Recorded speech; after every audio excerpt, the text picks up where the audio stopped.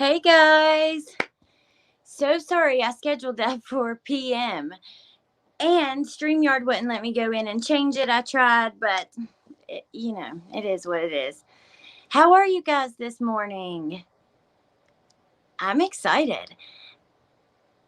I'm sad this is the last day because it's so exciting and I don't know. It's just really interesting and it's stuff that we've been waiting for so long. It's like, I don't know. You guys know what I mean. Hey, love my Charlie Faith. Hey, little mama. Yeah, I'm doing pretty good. Yeah, I woke up this morning and I missed, oh, thank you, Danielle. I missed a call from someone, a family member who I really didn't want to miss, but I'll get to talk with them later. But, anyways, I'm really looking forward to this. Hey, Christine. So, I did get a couple things for you guys while I was waiting so you could get some visuals. Of what's happening this morning. So Lauren had tweeted this. A lady waiting in line for the hearing said, hey, let me show you something, and showed her shirt, which I love that. Oh, thank you, Nadine. Thank you, guys. Good morning, Olive Juice. And then we have a couple more photos. So this is the line outside of the courthouse, and this was just, at like 10:30 this morning. They were, I grabbed these right before I got on, so 50 minutes ago, like 10 minutes ago, so probably 10:30. And then we have Barry's defense attorneys walking in, carrying their briefcase or their suitcases and all that stuff. So they have a lot of stuff they're bringing in. Then we have this. For those asking, this was last night something that she had tweeted, and I thought you guys might be interested to see it. Barry Morphew was only seen a few times, winking and smiling to his daughters in between breaks. Signs were posted, not to communicate with the defendant. We went over that. And the daughters were not crying, which that's good. That's awesome. I'm sure they've had enough heartbreak. They don't need any more. Oh, thank you, Alley Cattails. Alley Cattails. I was always called Alley Cat as a child, too. That's funny. I think I heard the lovely jewels of thought in the video of attorneys walking in. Well, I think she's there. I saw last night that Vanessa from Unmasked is there, which is really cool. And she went through kind of what she saw. She said she was at the fairgrounds, but there she's going to try to get in the courtroom today. But at the fairgrounds, she was able to actually see their faces, which is cool. So if you want to go hear about that, she has a video up she did last night with Teresa. And then I saw another one I wanted to tell you guys about. Lauren Sharf did a live last night. So yeah, there's lots of people there reporting at night. So I'll probably just do the first half today. I'm still going to give you guys, what I did before when I wasn't able to broadcast, I just screenshot every tweet, and then when I had enough for like a 3-minute video, which would be like, we'll probably get 2 of those this evening. That's how it worked last time. 2 in the morning, 2 in the evening. So I will be updating you guys. I just won't be live with you. Shannon, I'm excited too. Thank you guys. Hey, Stephanie. Stephanie has an awesome channel, you guys. She used to be a nurse. Actually, she was a nurse in medical and a nurse at a rehab facility. And she's starting a channel. So she's been on my channel about that, but she's starting a channel to help people with different issues. Just please go check it out. It's it's going to be really good. Go subscribe. I don't believe that she's put anything out yet, but it's coming and it's going to be really good. Thank you, Mr. Tomato Head. All right, let's see what we can, great update from Unmasked and Lauren. Let me see what I can find on here. Okay. 6 minutes ago, former agent Johnny Grusing is back on the stand. Barry Morphew's attorney, Drew Nielsen, is asking him about the daily schedule that Mallory and Barry were asked about, Suzanne's daily schedule. Judge Patrick Murphy just reminded everyone in the courtroom no video is to be taken in the courtroom. Barry Morphew turned around. He is in a lighter gray suit today. Then she said, there wasn't GPS data showing that Barry Morphew turned left or heading west on Highway 50 the morning of Sunday, May 10th. Investigators asked him about his missing mileage when this was discussed. Yeah, 8 minutes ago, she says, close call, but I am in the courtroom. That's it. Oh, Stephanie's going live tonight. She's still a nurse. She now works in case management, and she will be live tonight at 7:30.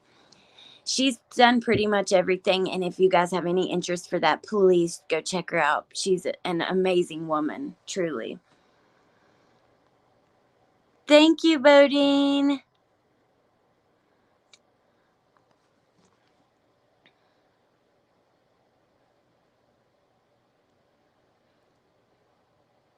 Okay, Ashley Franco. 6 minutes ago, she says Agent Grusing is back on the stand. This is cross-examination, so the defense is the one asking him questions. 2 minutes ago, Ashley Franco says, defense argues that investigators have no evidence that Barry Morphew turned west on Highway 50 instead of east to go to Broomfield. Defense says investigators were the ones to put that in his head. And I also found someone else who would be live tweeting when I was looking this morning, getting those things for you guys. Crime Talk says Barry is in a gray, maybe brown suit and the usual cowboy boots. Macy and Mallory are in attendance as well as Barry's mother and sister.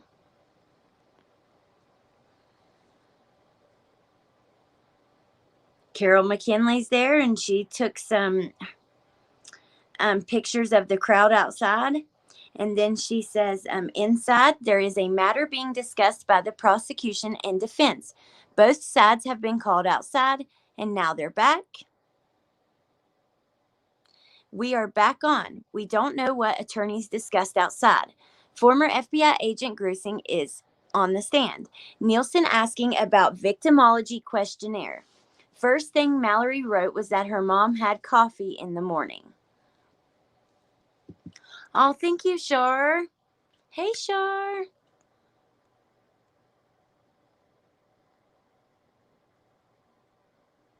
You have not missed anything, Shar. We just are getting started. Shar is, you are so amazing. I'm so, YouTube is, I don't know. I'm so thankful for it because I met some really great people that I just love. I had some comments,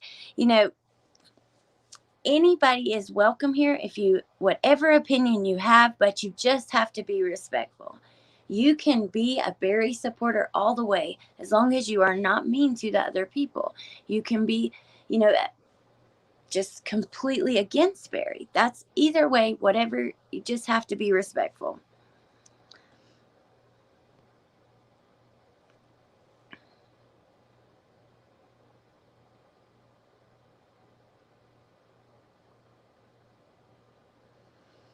Trying to find the other person. Oh, I found another oh my gosh, this is exciting. I did find another court reporter who is there today. And then we have okay. Jennifer Hicks is one person. I don't think she's a court reporter, but she is live tweeting. And then I found a man named Gregory Nadeau, and he is with KDVR. So let's go see what he says. 10 minutes ago, defense questioning Agent Grusing. Before Suzanne's disappearance, Barry suspected but didn't tell anyone that she was having an affair. Morphew defense voluntarily handed over chipmunk gun to authorities. I think Mr. Tomato Head, they said it was 19 yesterday, but they haven't said this morning. Shar, thank you for getting that so much. Oh, thank you, Nadia. And love my Charlie Faith. You guys are awesome. Thank you.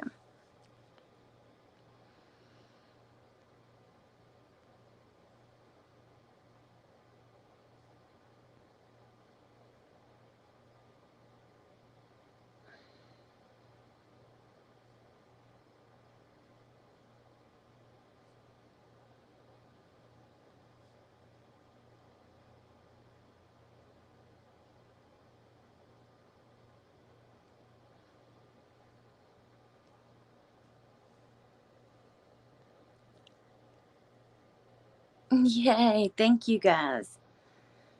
I'm excited for you going live tonight, Stephanie. Okay. Lauren said 1 minute ago, when Barry Morphew asked for immunity, Nielsen said that Barry mentioned to Agent Grusing on March 5th of 2021 that he watched YouTube video that mentioned to not talk with investigators because they are going to use it against you.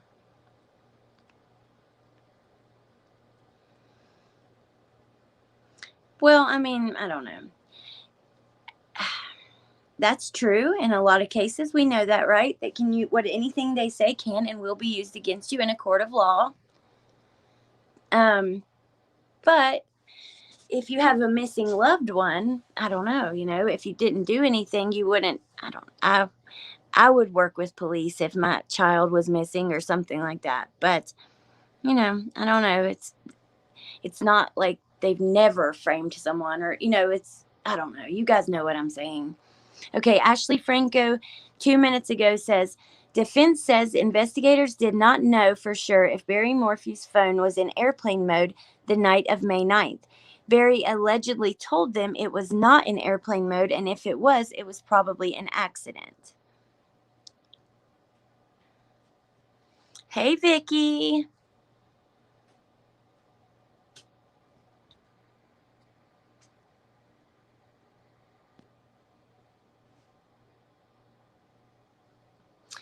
Yesterday I did that poll with you guys. Put one if you couldn't convict him with what you've heard, and put a 2 if you could. And most people actually did put a 1. Oh, thank you, Shar. And thank you so much for everything. Just thank you for everything. Most people did actually put a 1 and say that they couldn't convict him based on what they had heard. And most people were sad to even say that. They wanted to say 2, but they couldn't. Then this morning I was watching on J is for Justice. She was doing like a recap from yesterday. And I wanted to see, I like to see what other people are thinking. And she actually asked that same question. And you know what? Almost everyone in there said the opposite. And said that they thought that,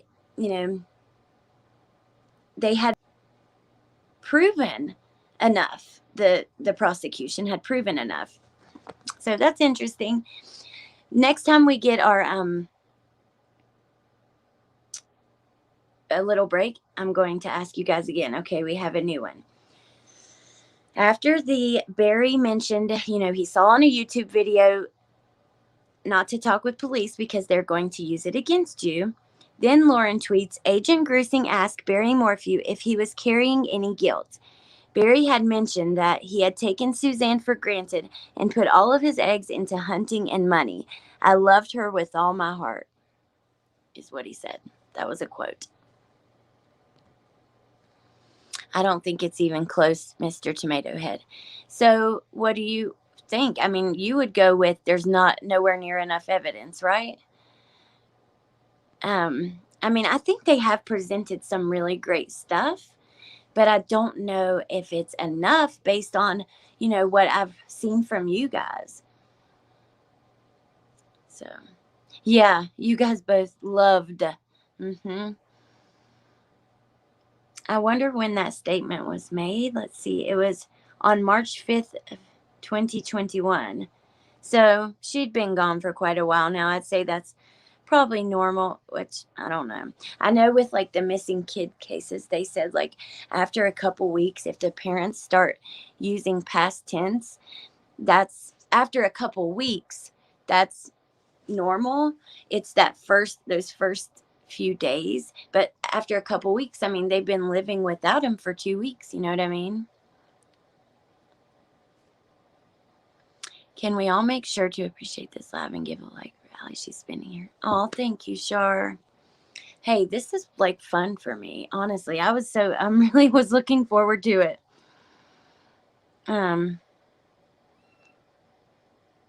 Nothing new from Lauren. Wait, yes, we do. 26 seconds ago, Lauren Sharf says Barry Morphew was asked about where Suzanne's helmet was found. Nielsen is suggesting when Barry responded, "Is it up some drainage road?" ? That wasn't near where the helmet was found, allegedly. I'm not sure, Vicky. I don't know. I'd say they might be with. I know one was living with a boyfriend before. I hope they have a lot of love and support. I'm sure they do. They've been in court with Barry's mom.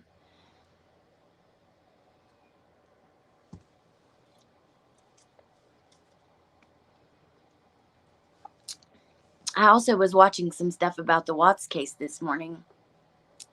About that guy that was in jail with him, which is interesting, but I don't know. Okay. Wait, we've already done that one from Lauren. I'm going to check Ashley Franco. I'm happy to have a couple new people I can check today. Okay. Ashley says, Ashley said, defense says Barry Morphew only asked for immunity after he watched YouTube videos of people saying you shouldn't talk or they'll use it against you. He allegedly said he wanted immunity so he was not falsely accused. Defense questioning Agent Grusing about money in Barry Morphew's safe. He allegedly told them that if the money wasn't in there and the police didn't have it, then, quote, she could have taken it, unquote. Thank you, Melissa. Thank you. You guys are awesome. Okay, let's see.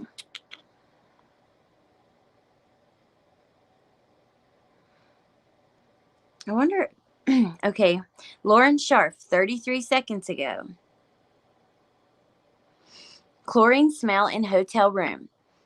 Barry Morphew told Agent Grusing, quote, I have no idea. I had no bleach in my room, unquote. The room was above the pool. It's not how it works. Thank you guys so much. Okay, is that the name of your Facebook page? Let me go. I'm going to go there right now. Make sure that I'm following that. Hey, Mystic Firefly, how are you this morning? And thank you for linking this. I'll probably only do the morning half today, but I will still update with screenshots, as the second half goes along.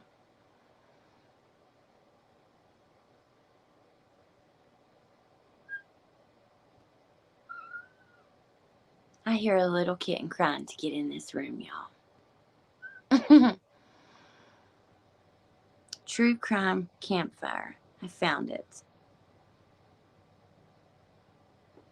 I believe. It says True Crime Campfire Podcast. Is that correct? And it has a picture of two people around a fire and then like a rainbow icon. Thank you, Lucy Pearl Tops. A very small, quiet group.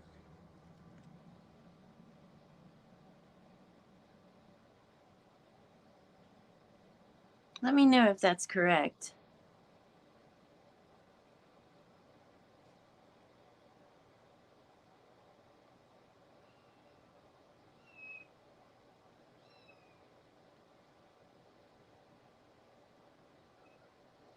Nope, that's someone else who snatched my name. Oh, that sucks. True Crime Campfire, no affiliation with the podcast. Gotcha. I found it. It's a group with yeah, I think I found it. It is not the podcast. Okay. Well, I found it. It says True Crime Campfire, and then it says no affiliation with the podcast. I tried to join. You guys should join too. Let me go refresh Lauren's. We have no new ones from her. Ashley Franco. Okay, we do from her. So, Ashley Franco, 2 minutes ago from KKTV, she says, defense asked Agent Grusing if they ever saw Barry Morphew on surveillance carry a body into the hotel room, and when decomp dogs sniffed his truck, they did not find anything. Defense says there is significant evidence that Barry Morphew searched for Suzanne for 3 to 5 months, covering 200 square miles. Agent Grusing agrees.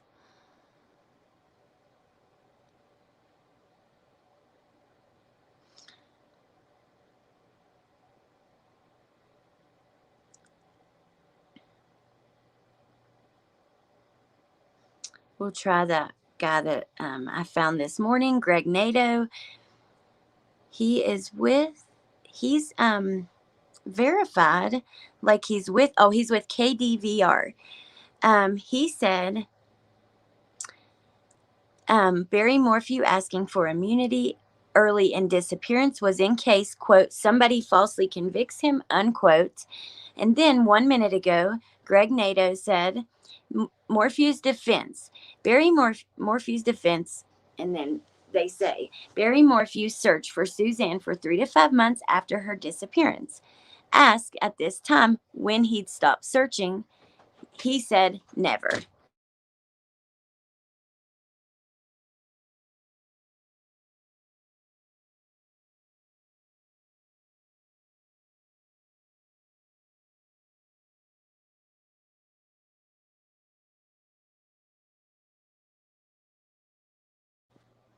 Okay. I'll be there, Stephanie. I'll be there. And there's a couple people in here already who've subscribed, and maybe they'll be there. And if it is just a small group, that's okay too, because it will grow and you'll have a connection with those people. Nikki, good morning. You haven't missed anything yet, really. We're kind of just getting started. There's been a few tweets, but nothing too important. Actually, the defense is the one who's got the ball right now, and they have a detective on the stand, and they're kind of just going over some of the things that we've already talked about. Lauren Sharf says Barry Morphew searched for Suzanne for 3 to 5 months. Agent Grusing asked when it would be okay to stop searching. Morphew responded, never. Morphew claimed he searched 200 miles with George Davis.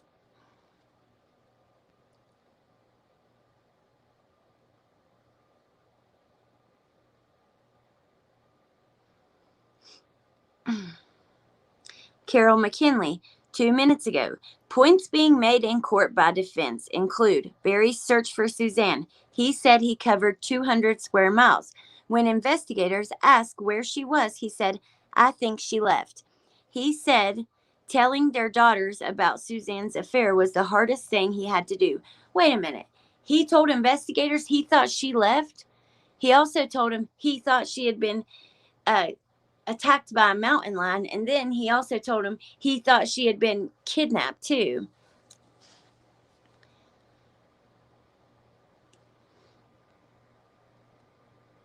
Hey, apple bottom jeans. Maybe meaning he never started searching. Well, we'll just leave that there for right now. No. I'll actually put it on that.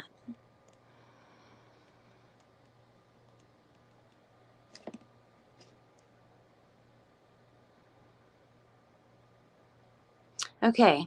Lauren Sharf, 1 minute ago, says Barry Morphew told his daughters about Suzanne Morphew's affair. He allegedly told the girls that Suzanne was a good mother, told them that her sin was no worse than any sins we do every day. One of the daughters wiped both of her eyes as she cried when this was said. Oh.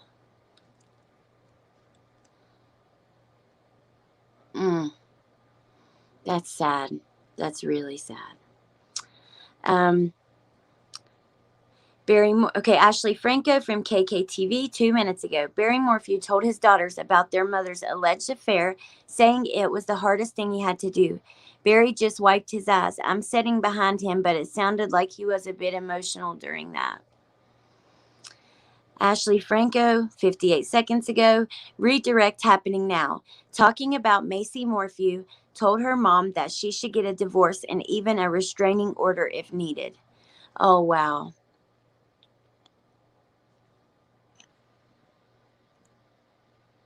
Shannon, I'd say he wasn't very calm about it. I agree. And Mystic Firefly, not necessarily. No, I wonder. I mean, I guess if it was going to come out anyways, I would then, but, he hadn't been arrested or anything yet, so I don't know.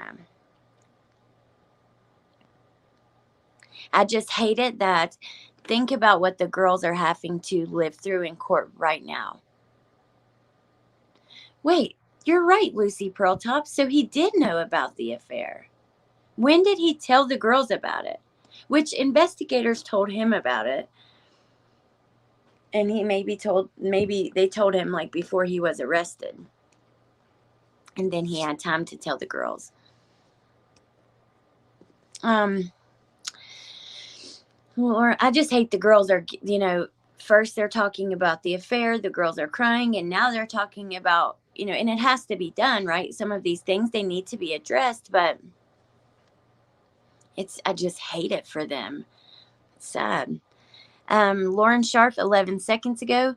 Barry Morphew told Agent Grusing that it took him a few weeks to get over the affair and to get over the anger. Quote, we are all sinners. I got on my knees and forgave her. I still love her. Unquote. And yesterday, I got some comments, you guys, that really upset me. People, like, it was mainly one person who left like 20 comments and responded back to my viewers and, was talking bad to my viewers, saying that you and all the people on this channel like are so biased and blah blah blah, and you pretend to be sweet and this and that. I've told you guys my opinion, but you guys are welcome to have an opinion too, and I've based my opinion on the facts that we've gone over together. But I don't pretend anything. I've gotten so raw and real on my channel with the things that frustrate me, the things that hurt me, the things I've been through, and I don't appreciate that at all. That really bothered me because I have no time to pretend to be anybody. You know what I mean? If that's just ridiculous, and people should not be so rude. But anyways, okay. Ashley Franco 1 minute ago says, judge stops court for a second to say he understands this is emotional testimony and may be hard to hear, but masks need to be worn during court.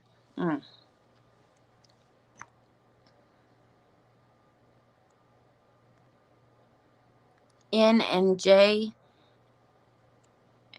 yeah.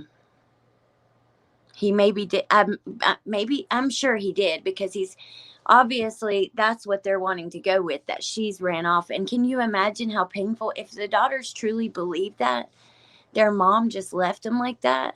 That would be so heartbreaking.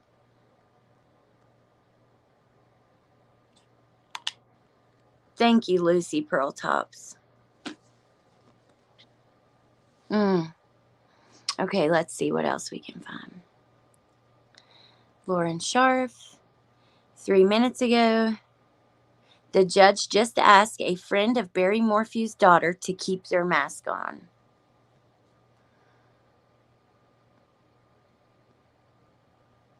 Carol McKinley, 1 minute ago. The Morphew girls are having a tough time today. On redirect, Jeff Lindsay says Susan Morphew was texting her best friend about her youngest daughter, writing that the child suggested a restraining order and even advised Suzanne to leave Barry without seeing him. Nielsen objects.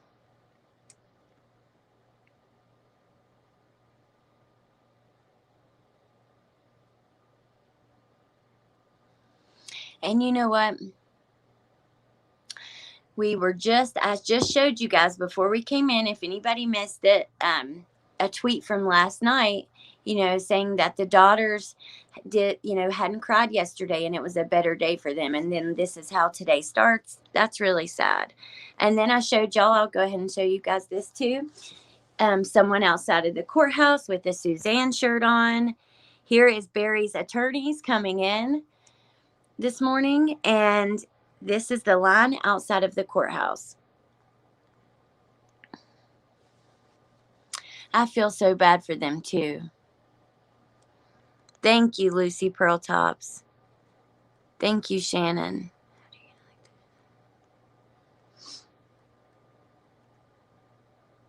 I know. Shar, how do you get a dislike? Like, how do you dislike content you haven't watched? And almost every video I have a dislike before I go live. Okay, 1 minute ago from Lauren Scharf. Question from the state to Agent Grusing. Did Suzanne say something to Sheila about Macy trying to pull her into problems in the marriage? Nielsen objected and said Suzanne Morphew told Sheila lies. State says this is inappropriate. Is she a human lie detector? That's what the state said. Oh my gosh. So I'll read that one more time. Question from the state to Agent Grusing. Did Suzanne say something to Sheila about Macy trying to pull her into problems in the marriage? Barry's attorney objected and said Suzanne Morphew told Sheila lies. The state said this is inappropriate. Is she a human lie detector?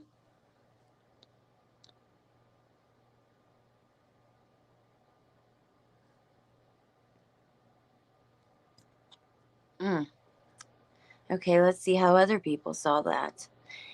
I know that Vanessa is there. I'm going to see if she's tweeting too, but I want to make sure we don't have anything that we're missing from the other folks we're following first.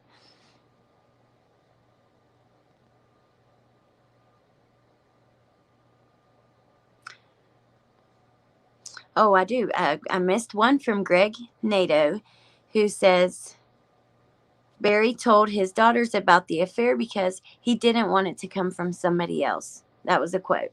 Morphew's daughters have been in courtroom for all 4 days of the hearing.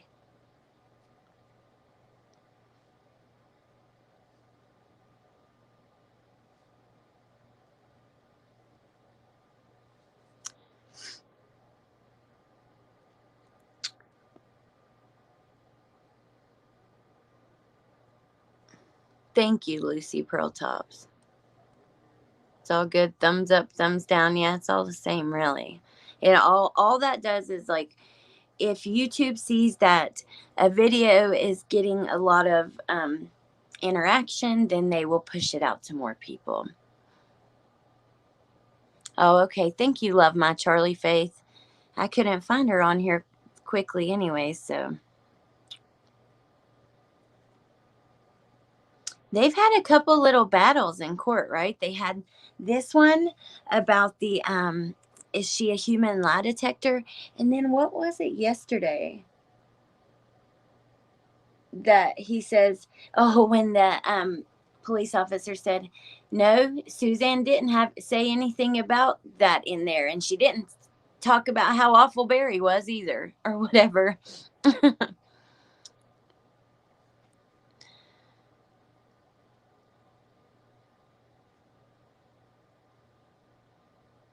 It's hard though, like, not to care. It's hard to cover these kind of things and not become where you care about these victims and you want justice for them. And I've been watching since the day she went missing. Suzanne's case was the first case I ever covered on TikTok almost a year ago. And Honestly, I was worried that it would be a cold case. It would, because, she hasn't been found still. I never expected they'd arrest him without her being found. It's just, we become emotionally invested in this stuff. And I know you guys watching do too, right? I mean, I know you do, because you can just tell how much you guys care, how invested you are.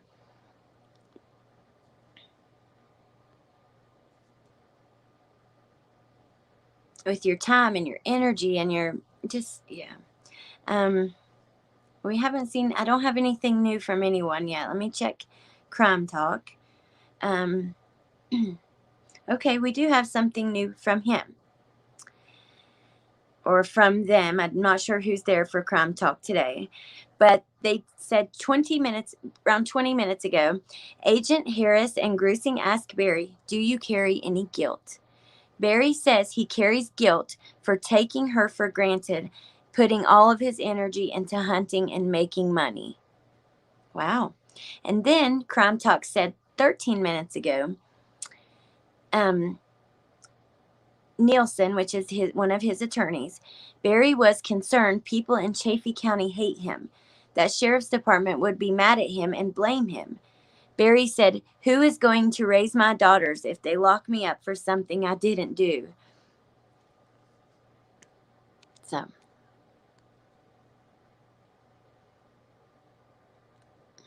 thank you, Stay Hidden. I love your name. I love your name. You guys are so awesome. Thank you, guys. I wouldn't wear a mask in the courtroom. Absolutely. They may be panicking about losing both parents, but I have a feeling in the youngest heart of hearts she has. You know that like, if I put myself in their position, I would be curious. I might not ever admit it, but I would really be curious. True crime is an international interest. God, I wish there was internet true crime communities during the JonBenet Ramsey case. It never would have gotten so botched if the public was more involved. Lucy Pearltops, my friends, my friend Melissa and my friend Trenda, and that is one of Melissa's mods. Trenda also has a channel. They're getting ready to do like a series on JonBenet, which I'm really looking forward to that. And I believe that Mexi has been to, Mexi, that's the channel I was talking about yesterday. I was on his Patreon this weekend as a guest. He's been to the house and everything. He's a paranormal, investigator. But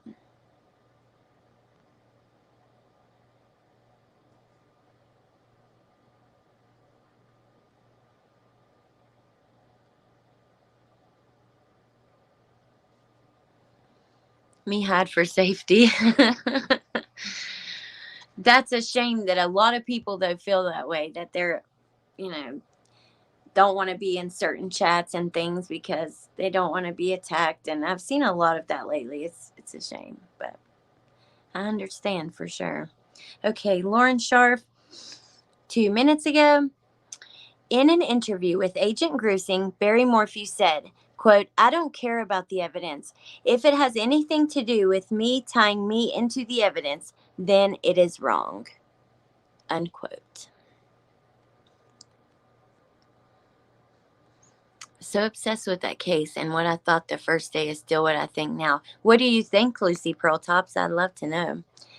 I love Mexi. Thank you, Shar, for sharing that. The whole story will never come out. I wouldn't be surprised if it crossed lines with Epstein's crowd, just saying.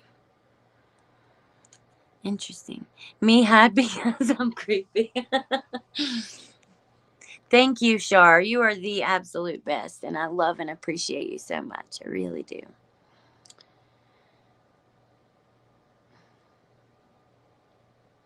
One minute ago, Ashley Franco says, prosecution asked Agent Grusing if Barry Morphew told them he was following Suzanne Morphew's phone. He told investigators Suzanne gave him her phone in Mexico to show him who she was talking to. I think it's supposed to say, it says to show him who he was talking to. And I'm sure that's a misquote right there. See if Carol McKinley has anything new. Okay. The Morphew girls are okay, I read this one, but I want to read the one I'm getting ready to read is part of the thread, so I'm going to reread. The Morphew girls are having a tough time today. On Redirect, Jeff Lindsay says Suzanne Morphew was texting her best friend about her youngest daughter, writing that the child suggested a restraining order and even advised Suzanne to leave Barry without him. They're typing fast, so there's some errors, but that's okay. Nielsen said, okay, this is the new one. Nielsen says this is not information directly from the Morphew daughter. It's text from Suzanne interpreting their situations. Quote, Suzanne lied to Sheila on several occasions, unquote.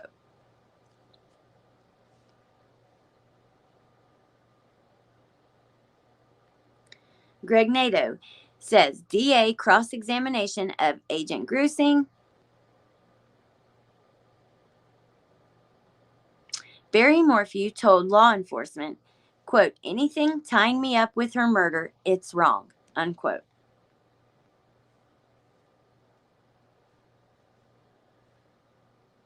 Ashley Franco, 3 minutes ago, we read that one about in Mexico. Lauren Scharf says, 1 minute ago, was there any evidence that Barry Morphew tracked Suzanne?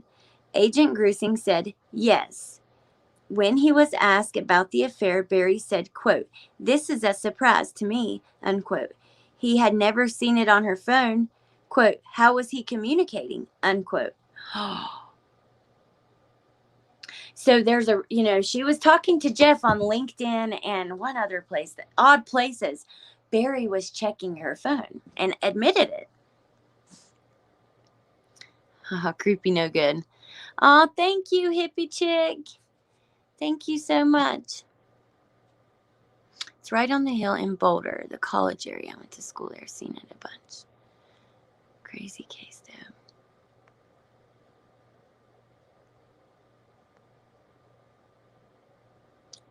Shannon says, ask you a question. Let's see. Lucy Pearl Tops. I think it was child. Good morning, Angie. How are you this morning? Nothing too much so far. No new evidence. They're kind of just fussing over the old evidence. The girls are having a rough time this morning. That's what we've got so far. With Trenda's link. Yes. Is it called Moral Transgressions? Thank you, Shar, for linking so many people's stuff. I feel bad because I never want you going out of your way or working too hard for me. And I appreciate it when you do so much. Oh, thank you, Angie. You guys are the best. Okay. 31 seconds ago, Lauren Scharf says, in all caps, a lot of objections this morning. All caps and a lot of objections.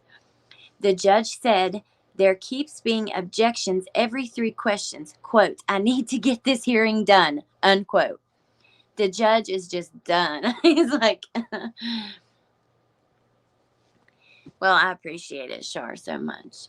Like I said, I mean, I want you guys to help when you can, and when you can't, it's okay too. I totally get it. Is Nikki in here? Yes. And Nikki, you too.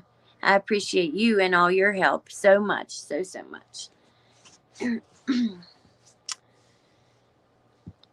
I have the best mods on the tube, for sure.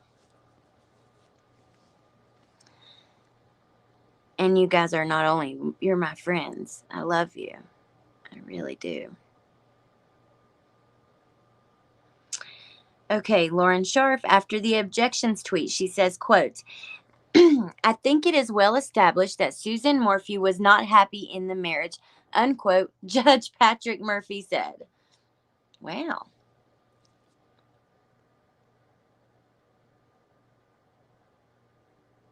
Thank you, Alley Cattails. Angie. Oh my gosh. Thank you so much. Oh my goodness gracious. You did not have to do that. Thank you. Appreciate that. Another one of my friends who I love, and I'll be mailing. I'm not doing the all day coverage. I'm going to cover the morning half. And then as soon as that's done, I'm going to run out and mail out that stuff to you. And then I'll come back and I'll do like 2 little short videos with just I'll screenshot the tweets and upload them so that you guys get to see everything as quickly as possible. Wow. Thank you. You are the sweetest.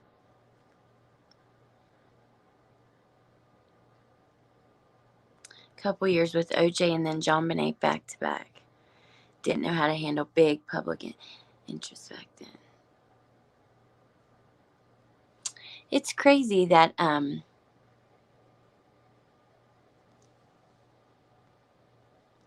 that he got away with that.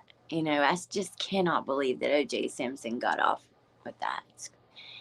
It would be interesting to go back and look at how much evidence they had against him. I don't know exactly, but yeah. I'm loving this live chat. I can do my damn dishes while listening to you today. Oh, awesome. Okay, let's see if 42 seconds ago. Agent Grusing, this is from Lauren Scharf. Agent Grusing was asked if Barry Morphew ever struck Suzanne Morphew, and Barry allegedly told CBI, quote, that it was an accident. He clipped the side of her nose with his hands, unquote.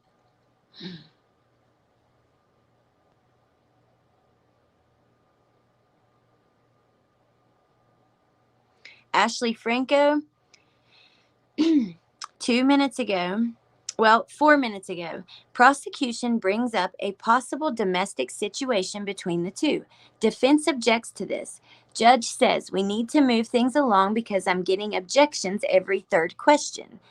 Prosecution asked Agent Grusing about domestic situation. He says Barry Morphew told investigators there was a time when he accidentally clipped Suzanne Morphew's nose with his hand.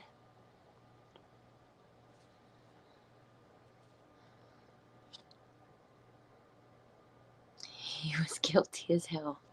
Hey, Katie. Yeah, Angie is lovely. She sent me a box of like Canadian goodies, right? With like maple cookie crackers or maple syrup cookies and maple syrup and little Smarties, which are not like American Smarties. They're like M&Ms basically. And these toffee bars, which were delicious, a magnet and a little book and socks for Bentley. So then I went to the store and I got her like all of my favorite snacks and the little West Virginia koozie and some little things. And I'm going to send those back to her. And I can't wait for you to get it, Angie, for you to try all of my favorites, which is just a whole bunch of junk because I love sugar. Been obsessed with John Bonet Ramsey since it happened. I promised myself I was not going to back off some, but apparently I'm not good at keeping promises.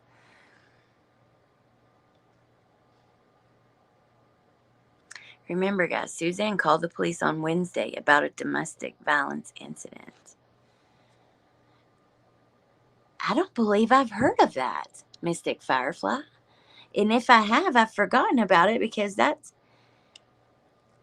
shocking. I do have a new one from Lauren Scharf 1 minute ago.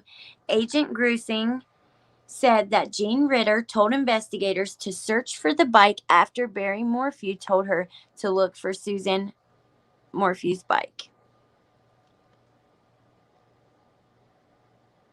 Well, it was obvious that she liked to ride. Okay. Ashley Franco says 1 minute ago, lots of tension in the room between prosecutors and defense right now. And then 1 minute ago, hashtag breaking. With that last witness, the prosecution has presented their evidence and hands it off to the defense.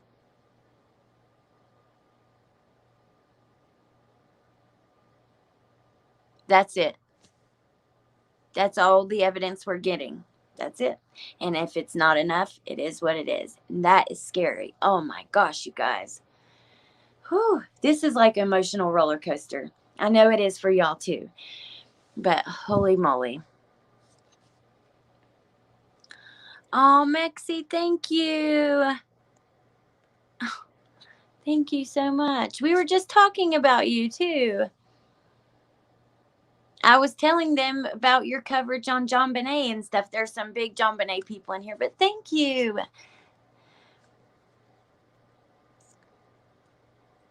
Yes, she did. Count on the defense to be interruptive today, as there is a lot of stuff that we can.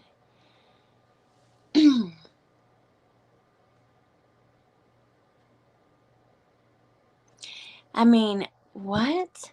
I'm so confused. That's it. I don't know. Let's see. Let's see what Lauren says. Do you guys feel like you're on an emotional roller coaster? Okay, Agent Grusing said that Jean Ritter, I read that to you guys, had told investigators to search for her bike. That was 3 minutes ago. Then 1 minute ago, the defense is going to call Deputy Scott Hemshoot to the stand on the 4th day of Barry's preliminary hearing. Well, apparently that's all we're getting for now, and the rest they're keeping for trial. Holy moly. That's a good time for me to ask you guys. If you were, we won't say if you're in the jury, would you convict on this alone? Because realistically, this is not going to be the only evidence that they have when they're deciding if they want to convict for the rest, put someone to jail for the rest of their life. But if you were the judge, do you believe they've given enough evidence to move forward to a trial? Can you put a 1 if you believe they have and a 2 if you believe they haven't?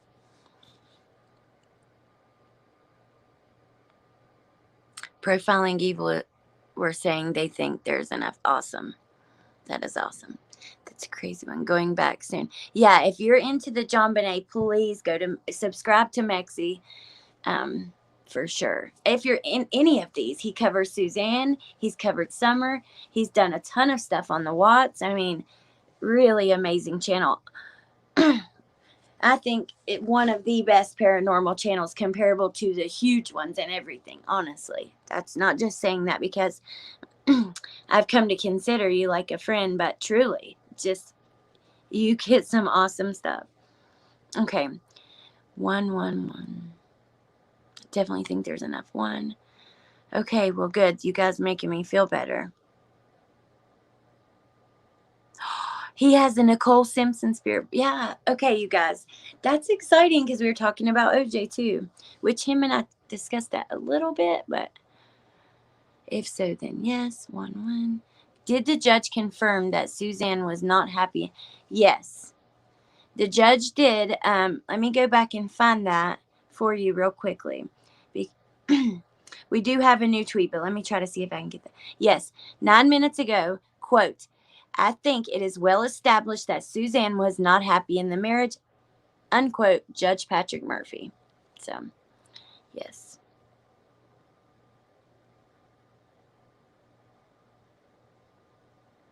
Thank you, Maxie.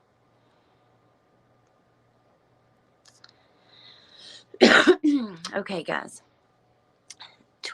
45 seconds ago, Lauren Sharf says, Chaffee County Deputy Hemshoot helped in the search and inspection of the Morphew home and looked at the gun safe and laundry room. We're about to watch body cam video of the photographs that were taken of the dryer and the laundry room.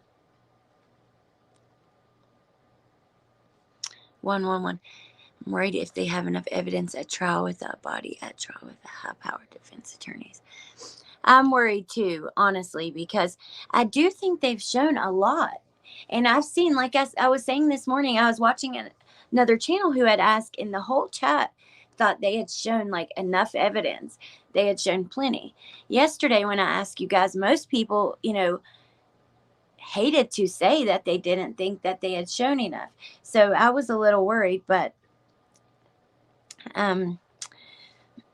okay. Ashley Franco said defense calls first witness, Deputy Scott Hemshoot with Chaffee County Sheriff's Office.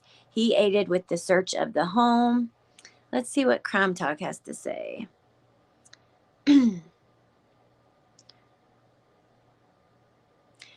Crime Talk said, Judge, I'm getting an objection every other question. And then they put in parentheses from Nielsen, beyond the scope. I want to finish this hearing. Judge, Suzanne being unhappy in the marriage has been established. These questions you are asking are not helping my decision. Wow, because it is up to the judge today, which is good. Because a jury, you have to worry about, you could have just one person in there that thinks differently and could mess it all up. So then 3 minutes ago, Crime Talk said Nielsen and Ayton called Deputy Scott Hemshoot. He participated in the search of the home, itemized the contents of the gun safe, and also searched the laundry room. Then Carol McKinley, 4 minutes ago, says, with a question about how police knew to search for Suzanne Morphew's bicycle, the people have rested in the preliminary hearing of Barry Morphew. Defense calls Sheriff's Deputy Scott Hemshoot to the stand. Discussion about gun safe, empty tranquilizer darts, and dart gun inside.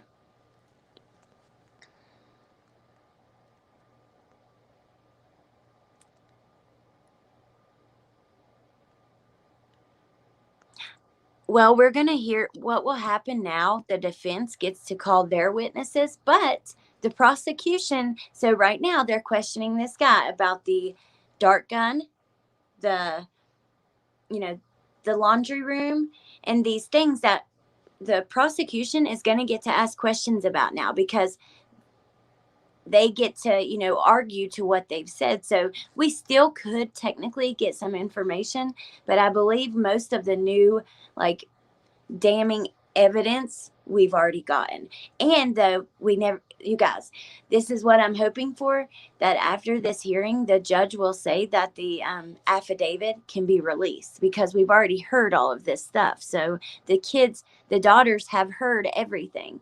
If they're keeping the affidavit private because of the daughters, well, now maybe they'll release it. So thank you. All those happy photos that I've been looking. Yep, do not believe what you see on Instagram. Everybody, people only put the highlight reel on there. They don't put the lows.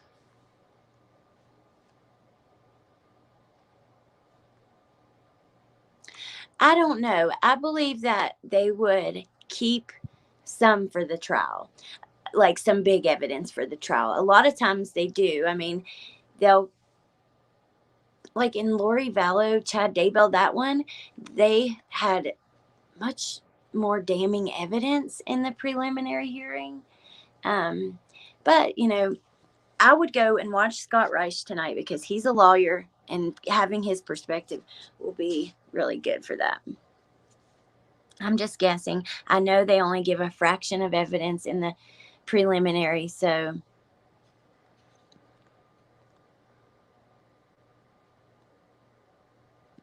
Yeah, you're right, Shannon, it has. Okay, so count on it. The pros will rake the defense's witnesses over the coals now. I'm hoping Mystic Firefly. See, L. Gallagher said too. Thank you, Mary. Thank you so much. No body, no fluids, no DNA. Yeah. I know. There's definitely enough to bring this to trial. Can you imagine the witnesses they will have for trial that will connect all the dots? Yeah, and they actually, yesterday when I thought Morgan was being called to the stand, they actually will have those witnesses, which will be really good. And I had a comment. This was interesting. They said the spy pen was found, in the closet, and the door was broken, and the shell was found in the unspent shell 22 in the floor by Suzanne's side of the bed. Wonder if the spy pen could have picked up anything. I mean, surely if it would have, they would have told us here, but I don't know. So cute.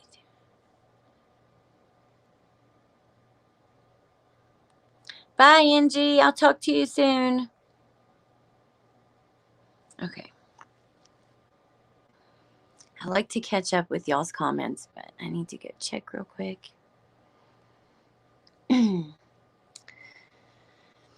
Okay, Lauren Sharf says the photographer is wearing black gloves as they photograph the top of the washer and inside as well as the dryer. Barry Morphew's defense team is having difficulty with audio. Then, 1 minute ago, she says the dryer and washer were empty. Deputy Hemshoot was assigned to swab the dryer. Now we are watching body cam video. Audio. Quote, did you see what was inside the dryer? You might want to look inside the dryer. There might be something interesting. Quote. And that's the end of her tweet. All right, this one, y'all, I'm going to have to put on here for you to see yourself. Because what is the defense trying to say? It was a setup. Here, I think that I'll be able to do this really quickly and easily.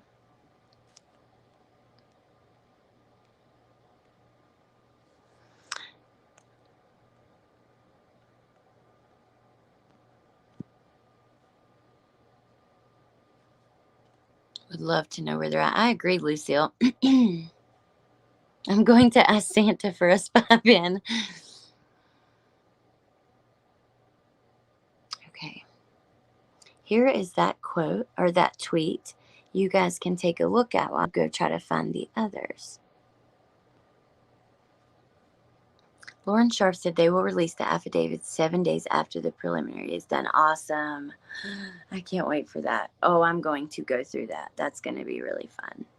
Okay. There's that.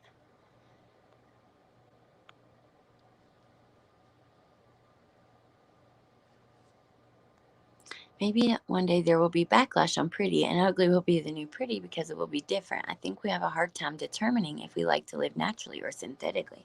Ooh, that's interesting conversation because I agree with you at the end. We do have a hard time determining that.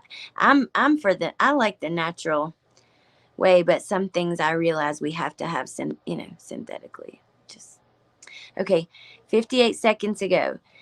Lauren says, right after this tweet here, 1 minute ago on the screen, she says, it was the cap for the tranquilizer needle sheath inside the dryer. Another deputy then took photos. Nielsen asked Deputy Hemshoot, what was that clunking noise? Hemshoot said, I picked up the item and then put it back down. He didn't file that in his report. Okay, thank you, N&J. I watched some of that one, I believe, but probably not all of it. Yes, whenever we get that, I'm going to do a live and go through it all. I cannot wait to do that. Or I don't know if I should go through it and then try to only bring like the most relevant. I don't know how I'll do it yet, but I'm definitely going to go through it. Okay. 1 minute ago, Ashley Franco says, in body camera video, you hear Deputy Hemshoot say that when he found the gun, it did not even work properly. He says that it hadn't been fired recently.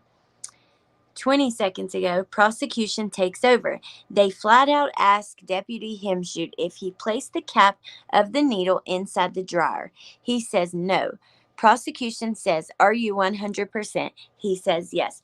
That is exactly what I was thinking from this quote on the screen, that they were almost trying to insinuate in a way that it could have been placed there. So I'm super glad that they asked that.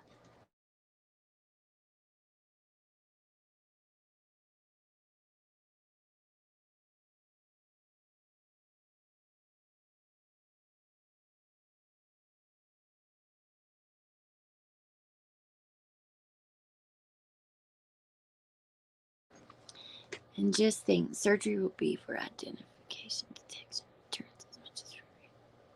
Yes. Yep. It will be weird, but you're right about that for sure. People be like, "Can I just get a whole new face?" In China, they right now do that. They have facial recognition cameras all over town, and they have them in Russia too.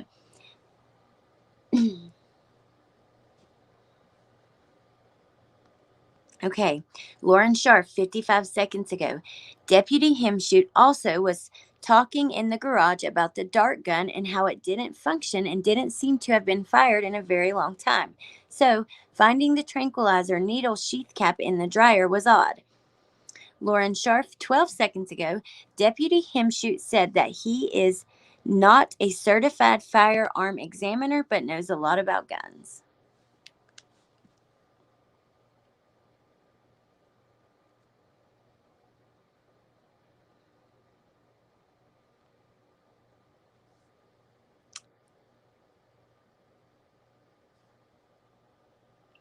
Ashley Franco, 2 minutes ago, says, well, no, I already read that one about him flat out saying, no, he didn't put it there. Then 18 seconds ago, she says, prosecution asked if the gun was ever examined by a firearm expert. Deputy says, no, it was not. Defense fires back, saying that he may not be a firearm expert, but he was familiar with guns and he made determinations with familiarity with firearms that it did not appear to work.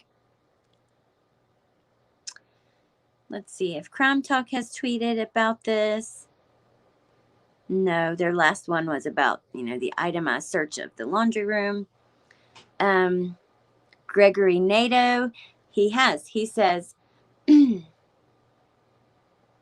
minutes ago, Morphew defense continues to play body cam footage. And then 1 minute ago, DA to Deputy Himshoot, are you a certified firearms expert? Deputy, no.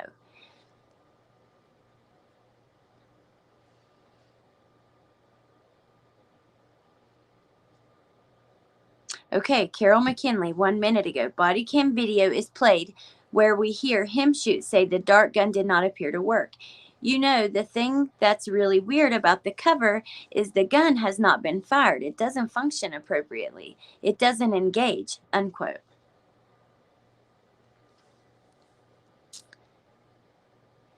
Yes, he is the defense's witness, Mystic Firefly. Okay, Danielle.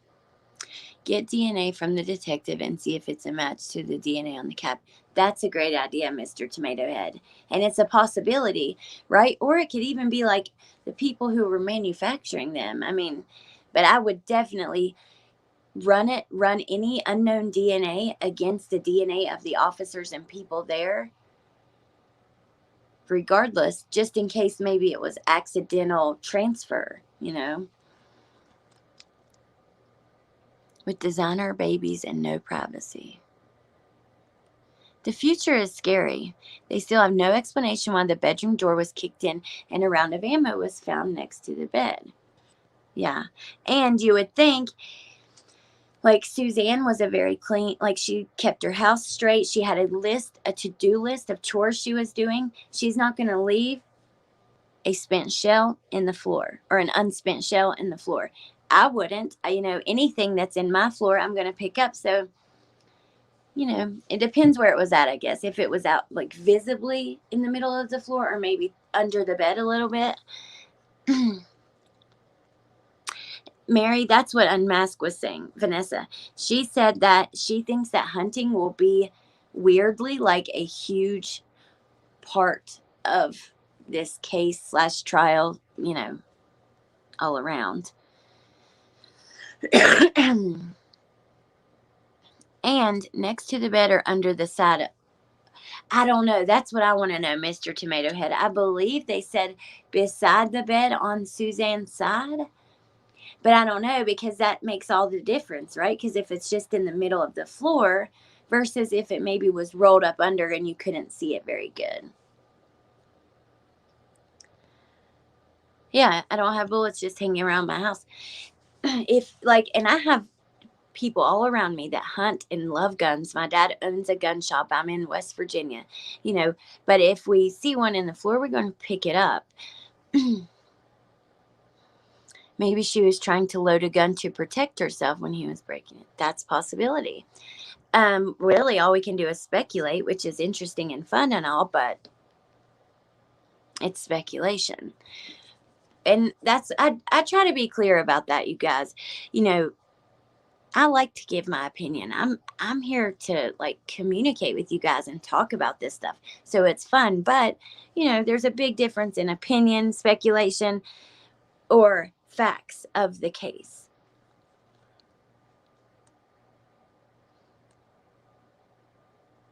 You don't want to see my living room. Well, I could see that with what you do, with doing art all the time like that. So it's probably normal for your situation. I think the kicked in door is more damning pieces of evidence. I'll show you guys. I kept yesterday, we had Tracy in here, and she had sent me some photos of her door that had been kicked in and how it looked, just so we could get an idea of how that might look. And I will pull that up. Let me check Twitter and make sure we're not missing anything.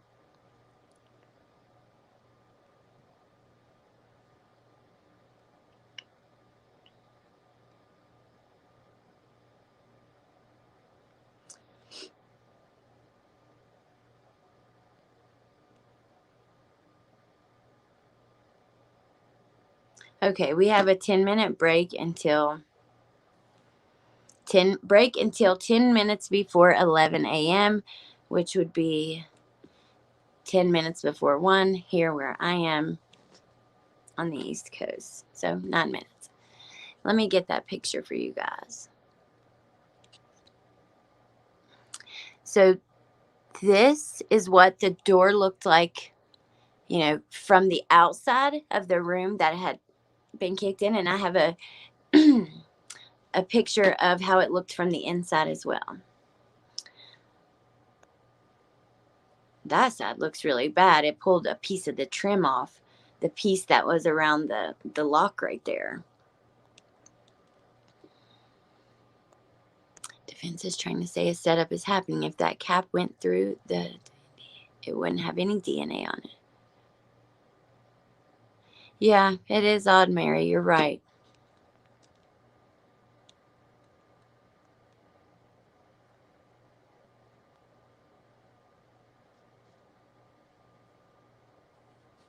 There are none.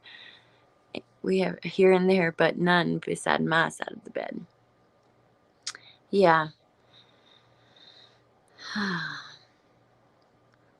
DNA can survive water, and it can survive heat too, but you wouldn't think for that long as a dryer would run. Even bleach won't kill DNA completely. You have to have like germicidal bleach, which you have to look on Amazon for it. You don't even find that in the store. At least where I'm at, you can't get it. I'm not as bad now, but I've had my moments going through issues with like being a germophobic. Honestly, I've had really bad issues. I've had I burnt my hands really bad because I would wash my dishes in bleach and water, and I'd put too much, and I had scars on my hands and stuff. Not as bad now, but at that time I was buying germicidal bleach from Amazon. So please come back live for the second half. I'm at work and can listen but not retweets. Living for this. Oh, I'm so glad you guys are having fun. I'm having fun too. I love it. I need to run down to the post office and mail Angie's package and stuff. But if I come back and, my youngest he might be taking a nap, then I could probably come on for part of it. I'll see what I can do, but I'll definitely update you guys 100% no matter what.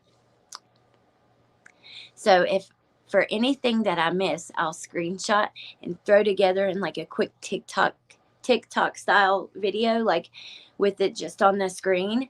And then yeah. Thank you, Nikki. Did Barry have an explanation for the kicked in door? No. I don't believe I think just acted like he didn't know either. But we did hear it wasn't like that when they bought the house. But I didn't hear an explanation.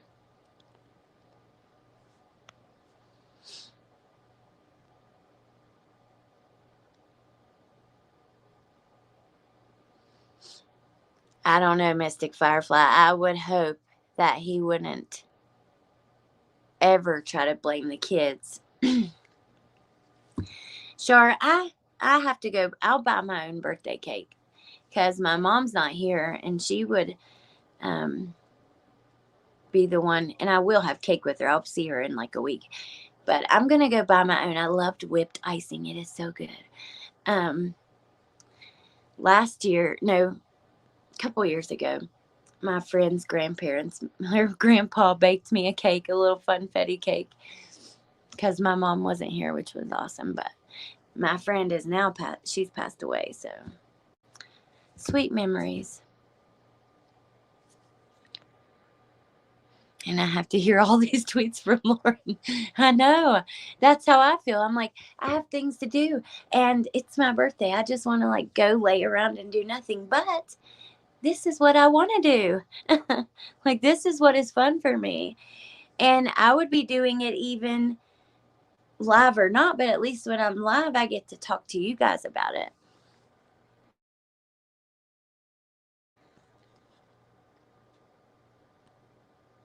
Well, he is a sick moron. Yes, he is. You're right about that. Oh, hey, Addles. Thank you. Ooh, cheesecake. Oh my gosh, that sounds awesome. I love cheesecake. Oh, that's sweet. Thank you, Lucy Pearl Tops. Gives me an excuse to bake. Baking is fun. It really is. And icing and decorating. I've thought about like starting a little company where I make like really cool cupcakes. Yeah, you're right, Elle Gallagher. That does need to be clear. No one said the door had been kicked in. They said it was damaged. And that's just kind of what the prosecution said. It looked like when houses had been burglarized and had either been like, kicked in or pushed in or broke into or whatever. So yeah. Thank you, Apple Bottom Jeans, and thank you, Olive Juice. We have so much birthday cake on hand at this time of year as we have all our birthdays within a 2-week period. All of you guys. Nikki's birthday is tomorrow. Allegedly, Brittany, her birthday is yesterday, and mine's today, and Nikki's is tomorrow. It's so funny. Okay, we should be back very soon, within a minute or two. Let's do a quick little Twitter search for Barry Morphew and see what the latest tweets about him are. So we have the Salada Informer retweeting.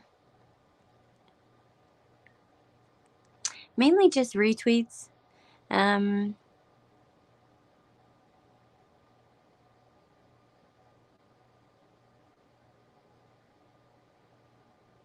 Oh, okay. I missed one from Crime Talk. Nielsen, the defense attorney, asked the officer, "Did you hear a plunk when you pulled the object out of the dryer?" Himshoot said, "No."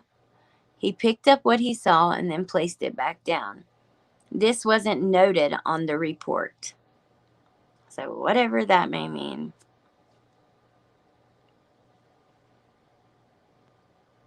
Someone just shared a petition to get the affidavit released, but if they've agreed to when they're going to release it. Okay, I do have a tweet that from Jamie Leary, who is a verified court reporter. She said, now that tweet that I had put on the screen because it seemed like, accusations. Oh, happy birthday, Nikki. That's so cool. So we kind of share our birthday then. She said, defense team is suggesting sheriff deputy who swabbed the Morphew dryer planted the needle sheath to the dart gun. On cross-examination, he tells prosecution he did not, but he did pick it up and put it back, which he didn't mention in the report. You guys should hear how many times I trip over my words like that when I'm doing like a pre-recorded video reading something. I'll have to sometimes do like 10 takes. Yeah. It's funny. Have any of you made cheesecake with yogurt? Just use a tub of yogurt, 4 eggs. No. Here, let me screenshot that. I screenshot it, so maybe I'll try. Oh, and a shot of vanilla. I'm not a great cook. I like to bake some, but not really like from scratch. Usually from a box, but or like I'll add things to it, but I'll start with like some kind of base. Yes, Nikki. That sounds awesome. Well, if I could share it with anybody, it would be with you. Because I love you to pieces. I absolutely believe he is guilty, but I'm so worried there isn't enough evidence. And I'm in that boat with you, Nicole. Oh my God, I totally forgot about this. Have I missed a happy birthday, Allie? I know it is someone else's birthday. I forgot. Oh, thank you, Hannah. Well, Nikki's birthday, it is right now too. It's on the 25th, but she's in Australia and it's the 25th there. So there is that. That is, I'm going to leave that there for a second.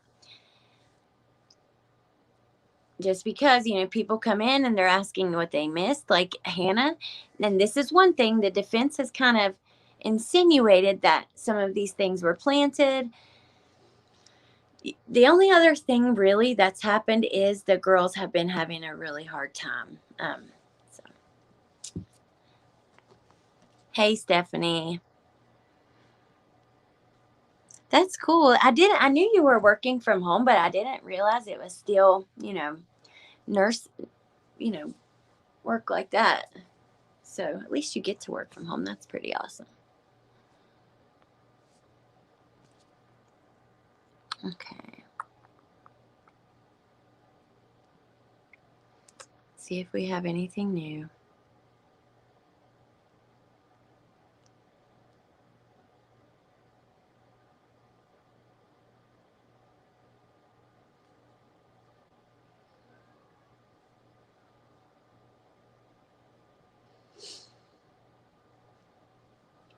Happy birthday, Nikki. Okay, they're not back yet, but hopefully it'll be soon.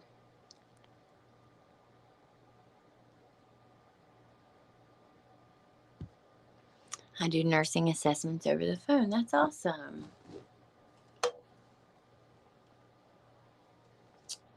Is that because of COVID, or would you be doing that anyways?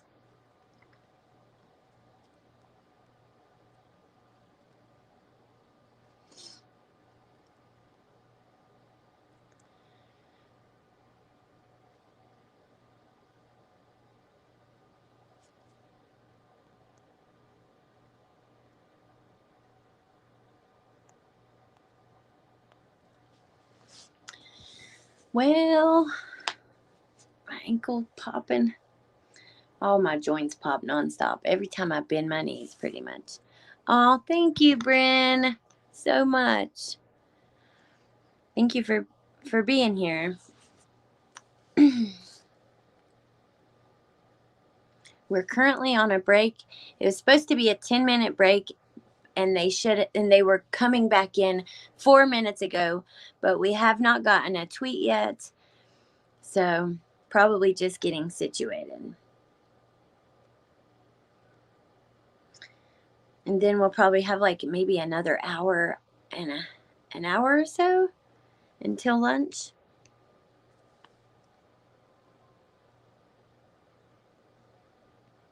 I wish McDonald's still sold breakfast all day long. Why do they not do that anymore?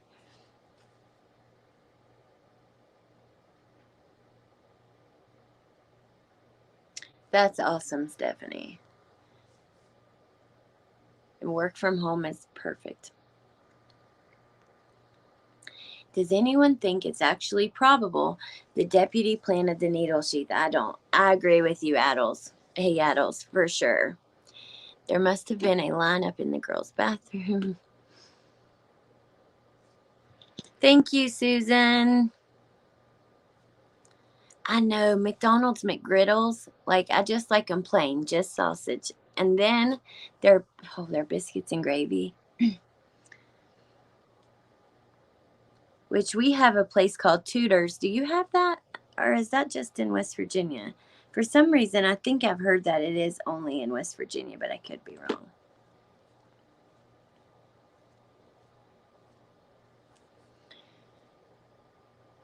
Whataburger does. Do you have one? No, we don't. I've heard of them though recently, but they should check the DNA of the investigators to see if it's theirs on the dark cap. I agree, Nicole. I agree, and I love their bagel sandwiches. So they're always a line at the women's room. I wish we could get biscuits and gravy up here in Canada. Do you have an IHOP?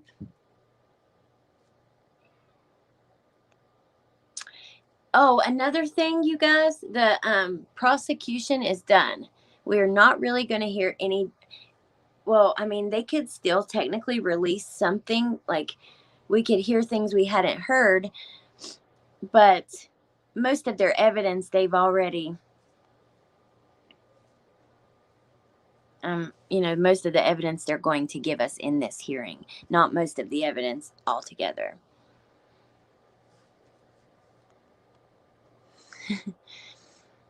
Thank you, Nadia. Not here. Tutors, yeah, but it's spelled Tudor, like a that helps you with your schoolwork, that kind of tutor. It could be there saying that cross-contaminated the evidence. They don't have biscuits and gravy up here. Yes, we have IHOP. Well, they have some good breakfast food. I'm even considering going and picking some up today. They are back. Okay.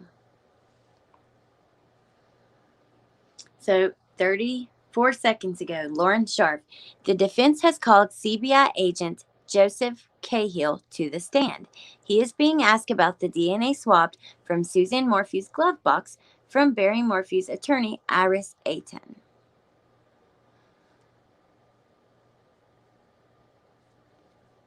Thanks for the heads up, Cheryl. I do believe Lauren is the only one who is back. I'm going to check, though, all around.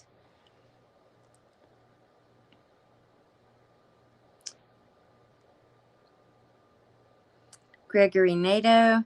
Suzanne Morphew supporters continue to wear these shirts in the courtroom. Final day of the preliminary. I'm going to get a picture of that to show you guys. This is a different shirt than the last one. And if you guys are trying to follow along on Twitter, you can check out this court reporter who is there.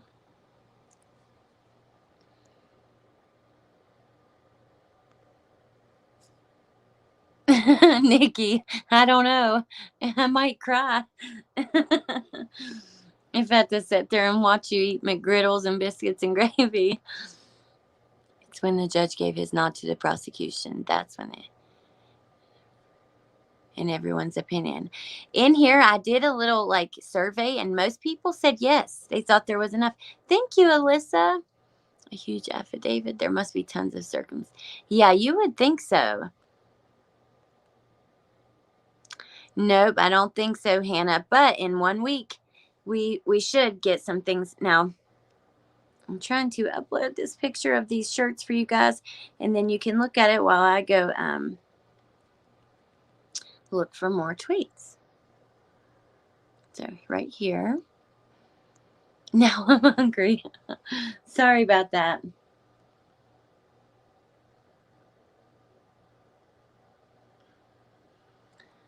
Lauren Sharf, 2 minutes ago.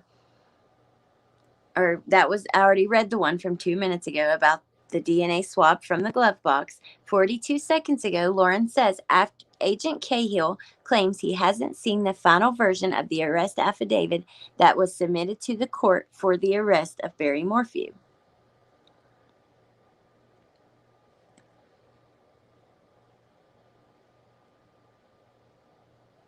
One minute ago, Ashley Franco from KKTV says, "We're back from a quick break. Defense calls CBI agent Joseph Cahill. He testifies that he collected DNA. There was unknown DNA from a male found on Suzanne Morphew's glove box in the car."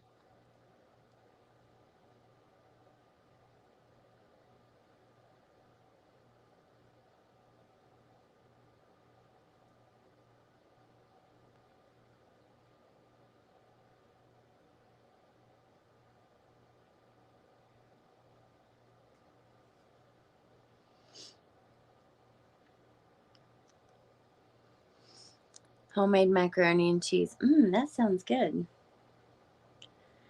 Do you put like anything on top of it? Like, sometimes people do the breadcrumbs and stuff.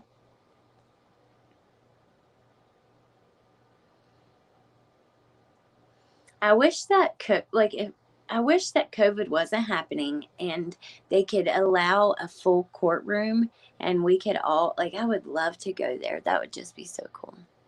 So there has been unknown DNA in glove box, the cables outside the house, and the dark cap. Yeah. So those cables that were cut had DNA on them. You're right. The glove box and the dark cap. But, you know,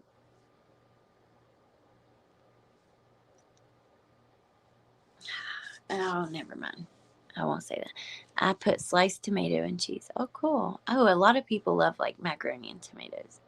Homemade mac and cheese. If I take one bite, I can't stop. Let's see.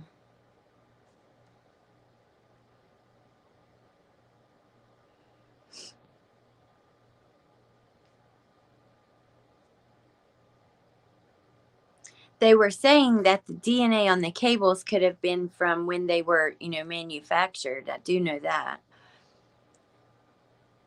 It's 3 a.m. Why am I hungry? Wasn't this after Barry sold Suzanne's Range Rover in Indiana?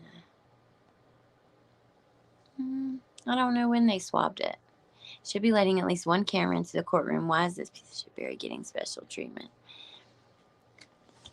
Well, I believe, and I don't know for sure, and I don't know who for sure. I'm not going to get into any of that, but I do believe that they were telling people, they could watch, because I was watching it all, logging into the court website and watching, but you weren't allowed to share video footage from like live footage or even recorded video footage. And that apparently it was shared, and yeah. Okay, new witness, CBI agent Joe Cahill. This is from Carol McKinley. Joe Cahill, who investigated the case extensively. He acknowledges that Suzanne's Range Rover glove box had unknown DNA on it, which did not belong to Barry Morphew.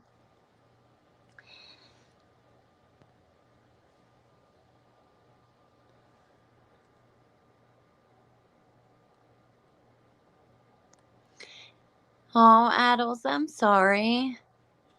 You guys were exposed to COVID and you're sick. Oh no. Hey, I know that you had left a comment to me yesterday, and I wanted to tell you to reach out to me if you wanted. I left my Facebook name, but yeah, please do. I would love that. Yeah. Okay. Lauren Sharf, 1 minute ago, Cahill said that Barry Morphew was excluded from the DNA on Suzanne Morphew's glove box. Now, The defense attorney is asking about the DNA on the handlebars of Suzanne's bike. Cahill can't remember, so the defense attorney is showing him the affidavit to refresh his memory. He can't remember.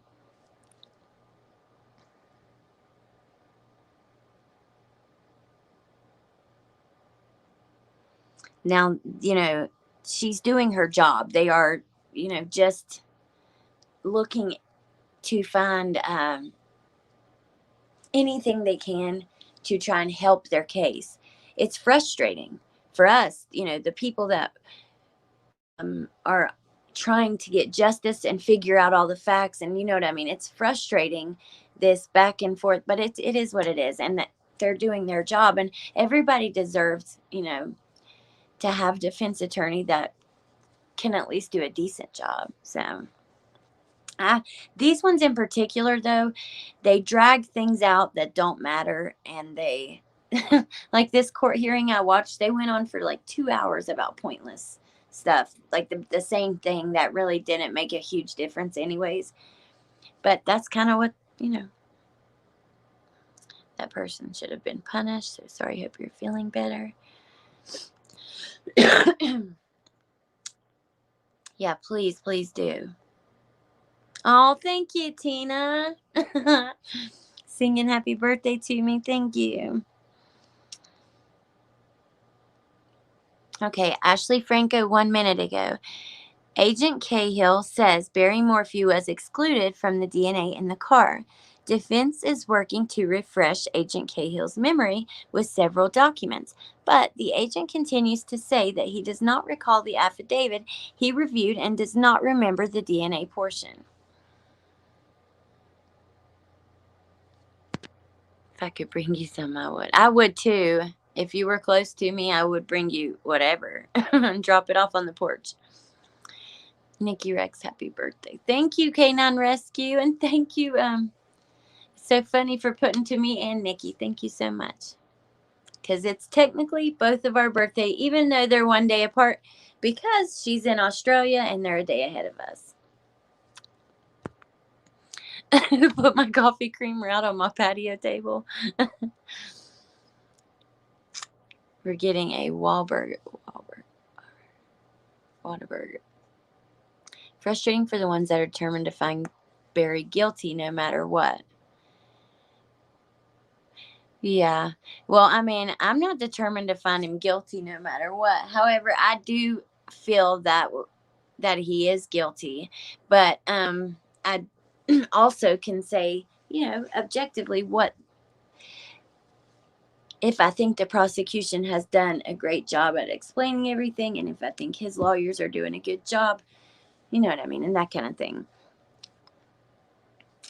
There's a few reasons that I just can't get past that I feel, and that's just my personal opinion, and that's some of the things would be like the deleted text messages, the scratches on his arm, like when it first happened, and his demeanor, I guess in general, all around. There's several things that make me feel that it was probably him. But I mean, let's be real. None of us know. None of us know what happened. None of us. We weren't there. So we can only give our opinions or speculate or whatever, but everybody deserves a fair trial. That's just the truth. If you care about your rights and you want your kid, if when they grow up, if they're accused of something, you want them to have a fair trial, we have to make sure that everybody gets one. You know what I mean? So, yeah, Cheryl, I think that is a little odd, but maybe he never rode in her vehicle. I don't know. Meg Love, I would love for them to release his interrogation interviews, and they probably will when the case is closed. 2 minutes ago, Cahill said that he was on military leave and only got to review/edit until page 19 of the 126 pages of the affidavit, so he didn't get to go through the rest of the pages. Man, though, you would think if you're going on the stand, you should probably know what's in the thing, but okay. Ashley Franco says Agent Cahill says Barry Morphew was excluded from the DNA in the car. Defense is working to refresh the memory. And then 2 minutes ago, she says defense says there was also unknown male DNA on the bike grips of Suzanne Morphew's bike. They say Barry Morphew was excluded. Same goes for apparent unknown male DNA on the rear cushion in Suzanne's car. And don't forget, they said a bike expert looked at the bike and it didn't look the way you would think a bicycle would look if it had been crashed. But you could see, it looked the way that a bike would look that had been pushed based on the position of the handlebar grips and things like that. Also, like Barry, I don't know, he reminds me so much of Letitia Stalk in the way of he was like trying to guide people to believe that certain things happen. Like he has explanation for everything, and he really was pushing certain theories, which doesn't sit right with me. I don't know. There's many things that don't sit right with me with him. I don't know. That's just my opinion, though. I don't know. Mac and cheese with crab soup. It is heavenly. When I hear the spy pen so badly, we all do. I know that. Back has been much better. Hey, true crime analyst. Yes, hey, true crime analyst. How are you? Yes, Hannah, I agree. That's how I feel too. I feel like there's a good chance that the judge will move forward to a trial, but I hope and pray that by the time they go to a trial, they have a good presentation of what happened, and because a jury, one person out of the jury could feel that he was innocent, and that's all it takes. Where is Lippler? I wonder if he'll have to be a witness at the trial, right? Sealed statement. Expert said that the team.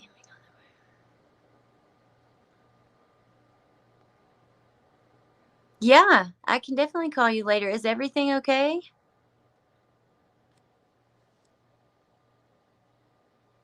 We have to work on our part 2 with Bianca's now. I had to I was focusing on the interviews and things I had.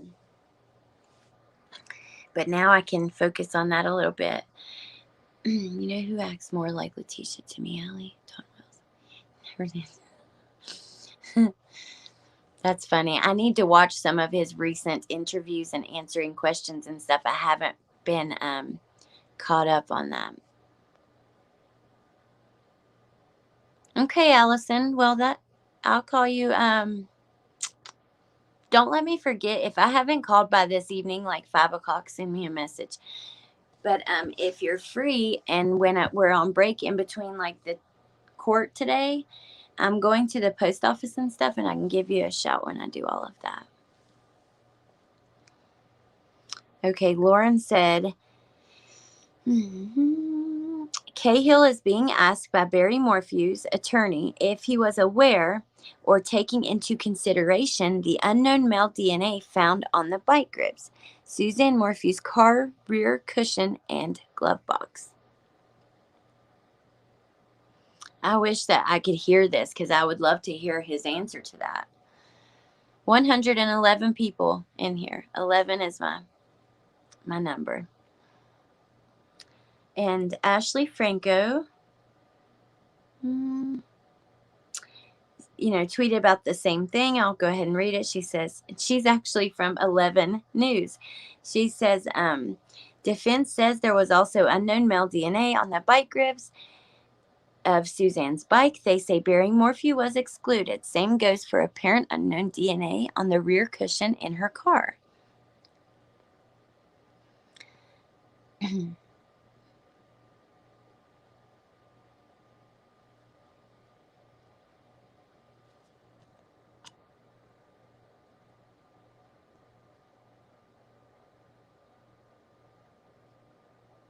Yeah, Shannon, I agree. And why Jeff Libler? Okay, you're from the same town that Barry and Suzanne came from.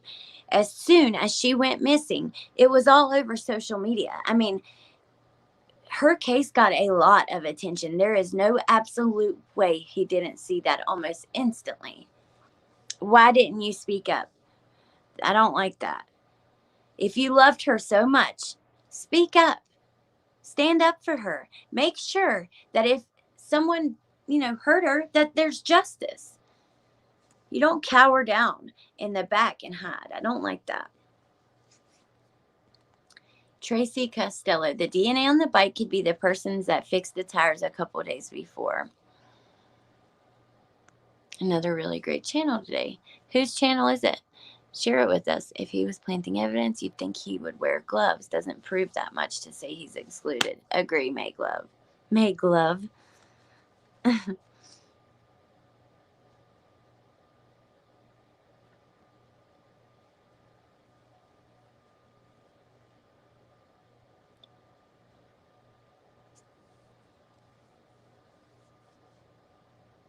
Don't trust him. Susan Morphew had to have told Jeff she was scared of Barry. Amen. He was being selfish. Yes, he was. He is a coward. No use for him. Yeah. I mean, this woman that you love is missing. And you don't say a word. You just be quiet and pretend it never happened. Hoping. I mean, what did he expect? That they wouldn't go through her phone? I mean, come on, dude. And you be honest with your wife. She deserves that, for one. For two, Suzanne is missing. It's very different than I'm having an affair with someone and I'm leaving you for them at the point of her being missing. You know what I mean? Yeah, he was worried absolutely only about himself. I agree. Agent Cahill. Okay, Ashley Franco 1 minute ago. Agent Cahill says the report shows that DNA from the glove box came back to matches of investigative leads that show the partial profile came back to unsolved sexual assault cases. Wait, let me read this again. Agent Cahill says the report shows that DNA from the glove box came back to matches of investigative leads that show the partial profile came back to unsolved sexual assault cases. So the DNA didn't come back to a sexual assault case, but the partial profile did. Yeah. Interesting. Yes, absolutely, Nikki.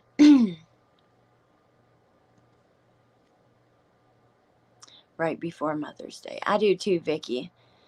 Well, we know that Suzanne said she was leaving. So, even if he hadn't found out about him, he still knew he was losing her. The lab, I'll have to check it out. Makes him look very deceitful. Sure, he was scared. The repercussions. Yeah, you're right, Shannon. He probably was. Has his wife came forward? Not that I know of. Nope.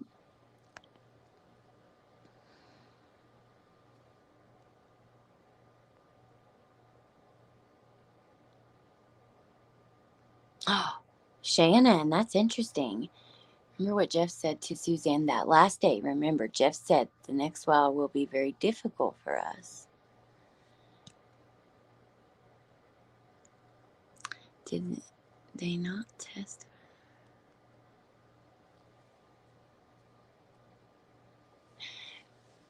Just Steph, they did run it, and it came. They had to have ran it through their system to see that it's showing a match. They said it matches investigative leads that show the partial profile came back to an. So they had to have ran it. They probably just ran it through the database and not up against any other. The only specific person they ran it up against was probably Barry and then their database. That's what I'm thinking, but I could be wrong. I need to go and refresh my memory, Mystic Firefly, on those messages that we heard a couple weeks ago. So Lauren Sharf, 2 minutes ago, a letter from Agent D-U-G-E. A letter from Agent D, we'll just say that, okay, addressed to Cahill, sent on May 19th of 2021, refers to the partial profile DNA from Suzanne Morphew's glove box that had 3 confirmed matches to unsolved sexual assaults. So they did run it through the database, but they must not have had, they either didn't have a full DNA profile, or the sexual assaults they only have a partial, or it only partially matched. I'm not sure. The way that's being if we were in there, we would have a lot more clarity, I believe. Hey, insanely confused.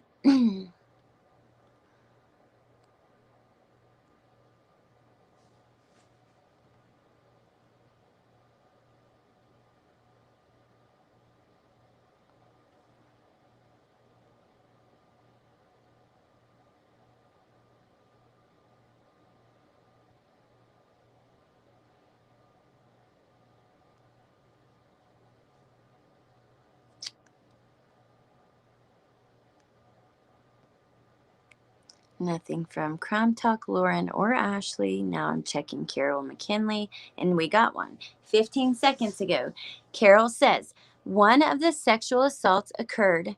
Wait a minute. I'll go back to her tweet 4 minutes ago. Defense attorney reading from the lab report says the prison DNA system, CODIS, returned 3 confirmed matches from the glove box to other unsolved sexual assaults. Cahill says it's true if it was in the report. One of the sexual assaults occurred outside of a convenience store in Tempe, T-E-M-P-E. Judge overrules an objection, reminding courtroom that the defense is allowed to question further in a proof-evident presumption grade hearing. Cahill then agrees the assault happened outside a convenience store.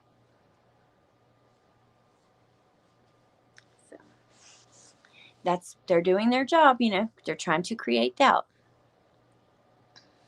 On the first day of this prelim, oh my. Oh, I bet she was getting tons of requests, tons of messages. And can you imagine her finding that out? Because she's from the same area. She had to have known Suzanne and Barry in the situation with her being missing. Can you imagine? Oh my Lord. Like, that poor woman. And even his kids. I'm sure that was pretty rough for everybody.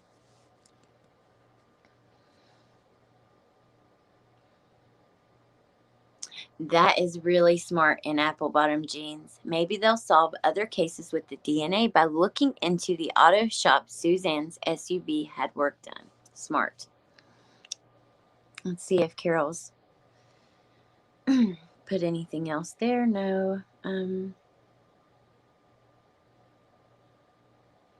Nothing from Lauren. Ashley. 1 minute ago, Ashley Franco from KKTV. Defense says the DNA profile matches that from an unsolved sexual assault case from Tempe, Arizona, outside a convenience store. DNA was uncovered to see who the suspect was in that case and to see if it had any relation to the disappearance of Suzanne. Yep, you were right, Hannah, because with that one, we figured that out.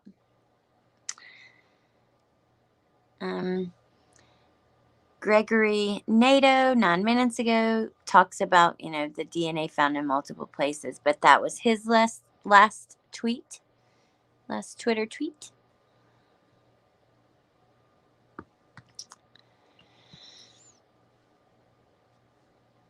Can anyone get me up to date on what I missed so far? So, I have a couple of screenshots I can show you from today. They were discussing what was found in the dryer. So the prosecution has rested. Now the defense is up.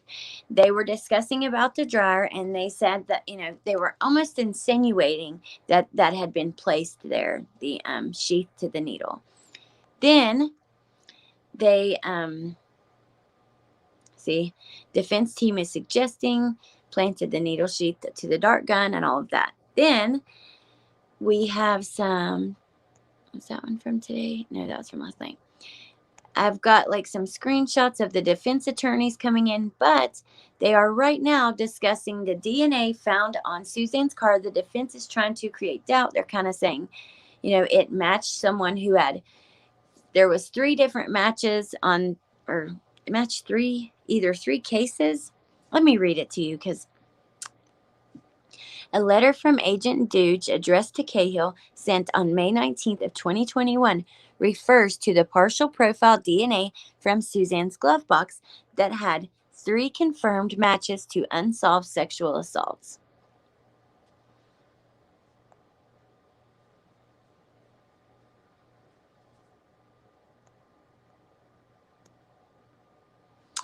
So that's basically it. Nothing too big. The daughters had a rough time as well, because when it first started, the first 10-20 minutes of court, they were talking about the daughters and, Barry having to tell them about Suzanne's affair, and they had a rough time. So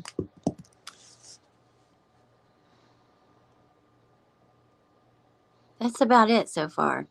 Lauren hasn't tweeted for 8 minutes. She's probably getting ready for maybe to record or something outside, an update. Ashley, 3 minutes ago. Defense says the DNA profile matches that from unsolved sexual assault case from Tempe, Arizona, outside of a convenience store. DNA was uncovered to see who the suspect was in that case and if it had any relation to Suzanne Morphew. Hey, Danielle. So that's about all. Let me see. Nothing new from Crime Talk. Carol McKinley.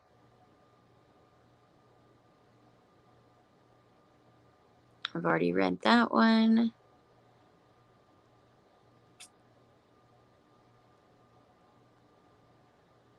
Gregory Nadeau. There really is not an update for the last few minutes, so kind of just sitting here waiting. The thing is, if the sexual assault DNA is in the SUV, how does the bike issue fit in? Yeah, I would say that the DNA is just from someone who worked on the vehicle or something. I mean, they've got, and also is the same DNA. This would be what would be like something then I would consider possibly, it came from an assailant, is if the DNA on the glove box and the bike and the sheath matched. You know what I mean? Because then, there's no reason all of those things would be matching, but that's when I would wonder. They probably are arguing again. Suzanne's disappearance might solve other cases. It really might, especially if, like you said, that's a great idea. Go to the car dealerships where her car's been worked on and get DNA there. They should be. Oh, we got a new one from Lauren Sharp 1 minute ago. The matches are from Phoenix, Chicago, and Tempe, Arizona. Tempe case was looked into in December of 2020. Cahill contacted the investigator in charge of the attempted sexual assault outside a local convenience store. However, the Tempe case had 2 suspects. 2 suspects, but they had DNA, huh? They couldn't narrow it down with the DNA? Y'all, I'm going outside for a minute. So.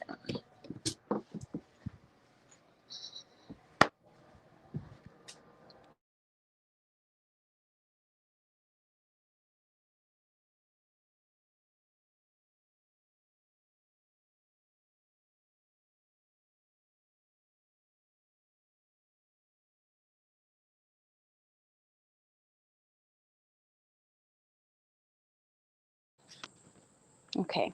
Yes, Mr. Tomato Head, and the DNA on the security camera box. And on those cords, right? Wasn't there some on the cord? I pray Barry did not get up and wrangle the witness. I wonder if they swabbed DNA from Barry Morphew's associates. this is something I thought about in the beginning, right? Was what if he hired someone to help him get rid of anything, get rid of evidence or whatever, help with her. I've wondered that a lot. DNA matches a perpetrator of 3 unsolved sexual assault. They don't know who the perpetrator is because he isn't in the system. And those assaults happened in those 3 towns, I suppose. But the attempted assault in Arizona, they said there were 2 suspects. So if they have DNA, maybe they haven't had a chance to get the suspect's DNA. I don't know. Oh no, in apple bottom jeans. Oh, you know what I got from, because my oldest just started playing football his first year. He's in middle school. He's been a soccer player forever and he's really good at it and loves it. But you know, the kids are doing football that he's friends with, so he wanted to do it. And it's super hot there too. And because he's at my mom's house right now, which I'm getting ready to be living there. We're in the process of moving. And he started the school year. He's at a really nice little private school. But anyways, they're in the Outer Banks and it's really hot. So I bought him this fan that it comes with an ice pack and you put water and that little ice pack in it. And then when you're fanning yourself on the sidelines, it will blow like really cold mist on you. Since the DNA doesn't match Barry, it's not important to look into this person. This person couldn't have taken Suzanne. Well, they said that they called. So let me find that one again. So, we have a new tweet anyways. The detective contacted the investigator in charge of the attempted sexual assault outside of a local convenience store. However, they had 2 suspects. The judge is lost. Many in the courtroom are also confused, so he is trying to get clarification. It is my understanding, this is a quote, it is my understanding that the partial did not match the 2 primary suspects from the temp case, according to another detective. Partial did not match the 2 primary. Yeah. So I think they have looked into this person some. At least we're getting there now. I would hope so. The case seems much colder today than I thought it would be a week ago.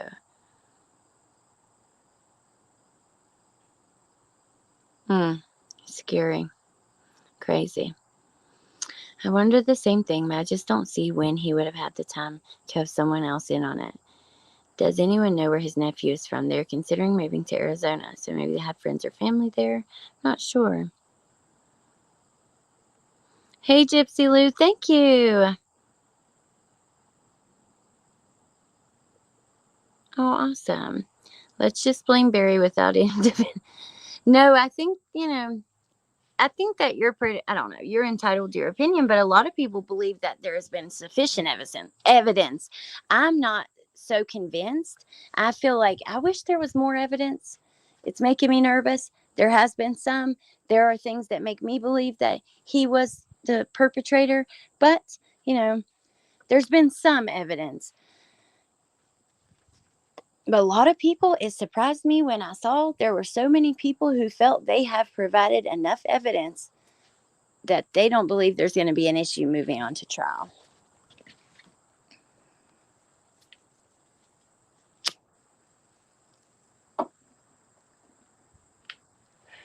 I checked earlier and couldn't see if you were live. I accidentally set it for 11:30 p.m. at first. Alice in Wonderland, thank you. I love you. I love your name. That is so cute. I had 3 sons. Got to invest in a large umbrella and comfy chair. Yes. And if you're out, like, you can get those little wagons that they turn into a bench so you can pull them when they're tired. I agree it is suspicious, but there seems to be nothing damning. I think people want there to be evidence. This is like politics. They pick a side and argue when they aren't even making a great point. I'm concerned he will be set free. I'm concerned too, but Okay, we have a new tweet. 41 seconds ago. There is no scientific proof that there isn't a match. Defense attorney is giving Agent Cahill multiple reports to review. How can they prove there isn't a match? You know what I mean? They can prove there is, but you can't really prove a negative like that. I hope he is released. They need to find real evidence. And what he might be. I guess we'll see. I mean, when will the judge decide? At the end of the day today, or?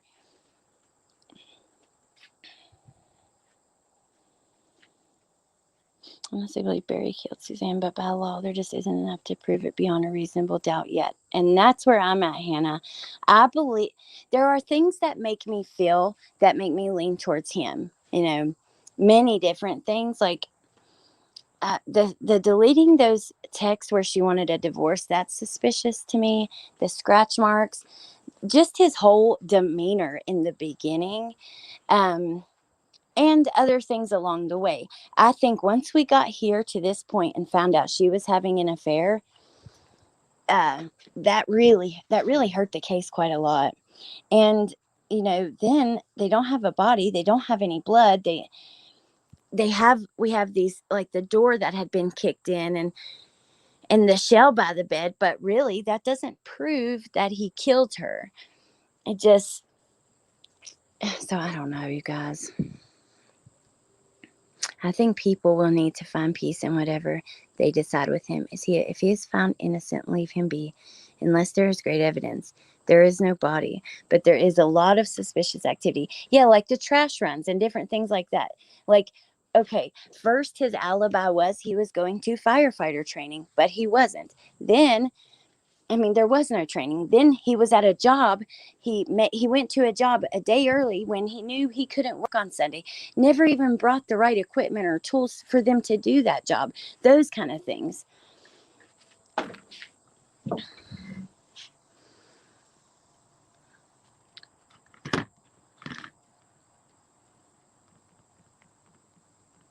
Let me see if any updates.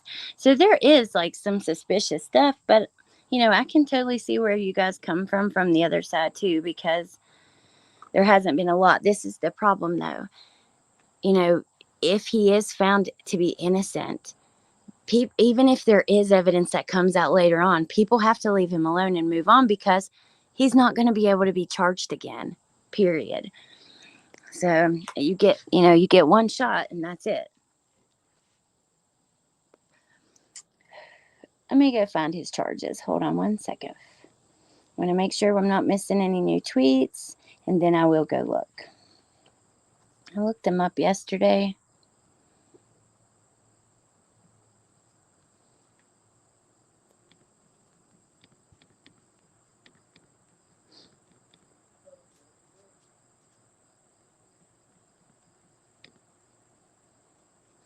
Okay.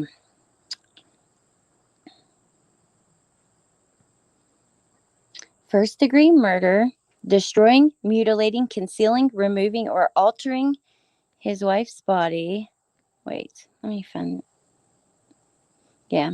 Hiding or destroying his wife's body. I know there was a weapons one, too, and other counts.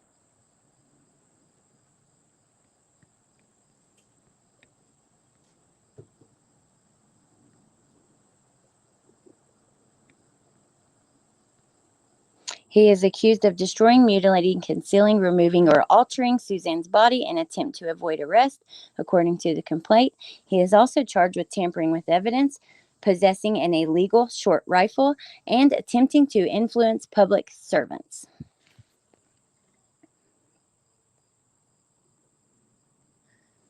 Sure, that's okay, baby girl.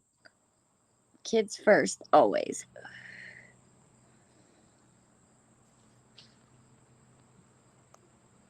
The biggest fear in a case like this is putting a human being in prison without enough to prove them guilty.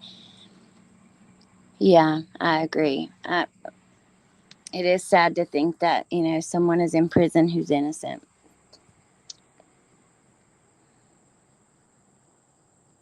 Brazier. Yep, Shannon, you're right. Okay, let's see what we got here. 1 minute ago, forensic scientists confirmed to Cahill it was a potential lead, not a perfect match, Cahill explained. Now they are talking about another CODIS match from Suzanne's glove box that matched in Phoenix from a sperm sample. He wasn't aware of a letter sent in November about it. So it wasn't a perfect match. That's why they said partial match then.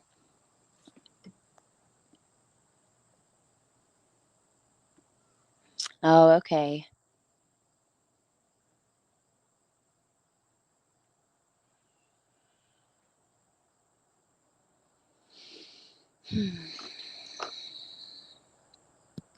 This is an emotional roller coaster, you guys. Okay, 1 minute ago, Ashley Franco. CBI was notified that there was another DNA profile match to an unsolved sexual assault in Phoenix, Arizona from the DNA on Suzanne's glove box. In April of 2021, defense says there was another match from an unsolved sex case, this time in Chicago.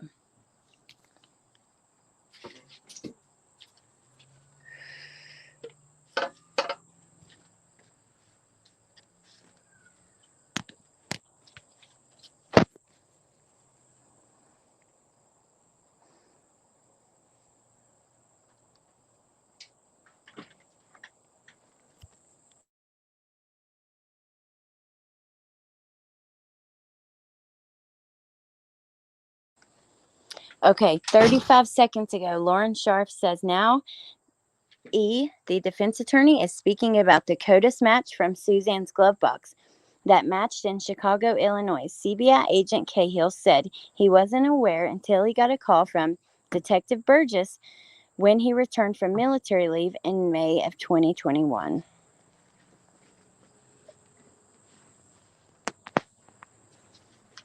I didn't think that she was calling names like in a mean way. I thought she was just like, I didn't think that. I mean, I thought she was just being silly. But we can get along, all of us. I know we can. Even if we disagree. Yeah. Okay.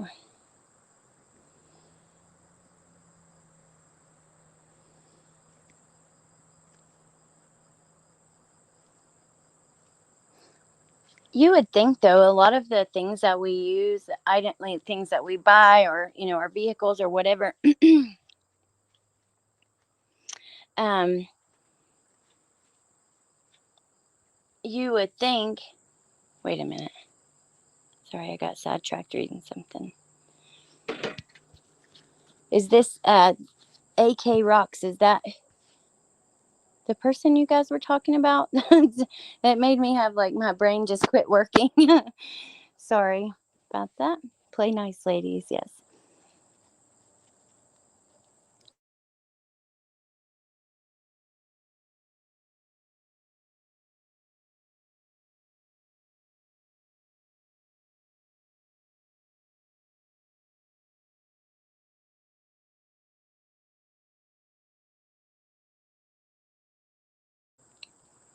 Well, nice to meet you, AK. I've heard quite a lot about you yesterday.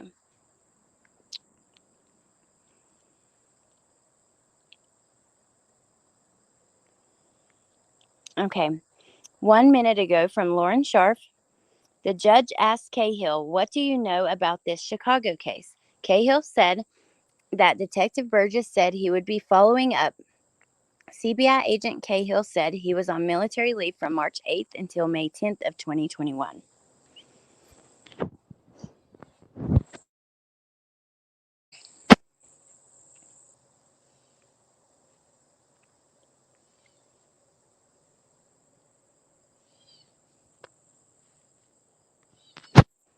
Thank you. Yeah.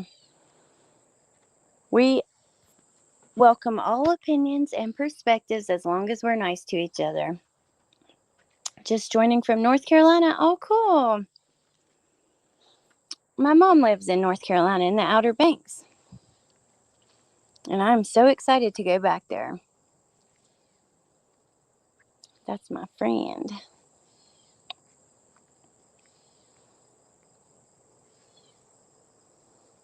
Here's the one I like. Awesome. Well, welcome. Okay, let's see. Welcome to the emotional roller coaster of day 4 of the Barry Morphew preliminary hearing.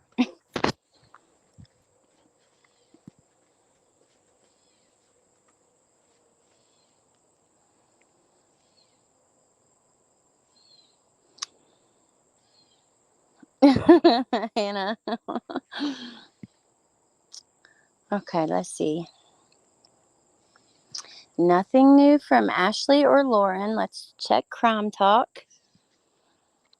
Okay, 12 seconds ago, Crime Talk says Agent Joseph Cahill called by defense. Aiton has been asking about possible DNA matches from Suzanne's glove box to 3 separate sexual assault cases. Cahill was on military leave and did not follow up on these. He had a coworker who would follow up.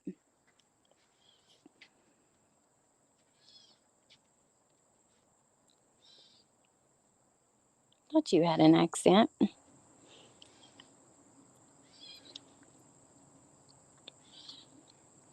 Oh, awesome, Gypsy Lou. I'm so glad. Barry never said he was going to fire training. That was a rumor said by someone else. Well, I do know, like, that was I saw someone who had checked in with the chief, who when he said there was no training. Hope you brought your jammies. Seems the courtroom is rather tense today. I'm putting on PJs right now to fit in. My neighbors must think, hey neighbors, and keep your bed ahead. Okay, 20 seconds ago, Ashley Franco. The defense wrapped up this witness and hands it over to the prosecution. They are discussing that Barry Morphew's DNA might have been in Suzanne Morphew's car and on her bike. Agent said he needs to refer to the report. Well, that's odd.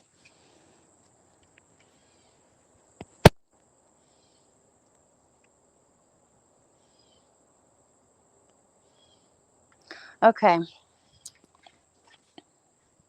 It's gotten tense in here a couple times too. That's for sure. Oh, thank you, Shar, for sharing that. Yeah, Cahill was on the stand, and let me check. Well, he still is. It's the prosecution's turn to talk to him because he was defense witness. He's a mean, nasty guy. Interesting. The state is now cross-examining CBI agent Joseph Cahill. So, yep.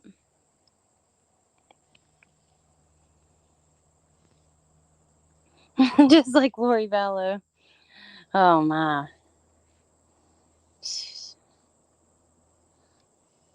Come on, don't compare me to that lady.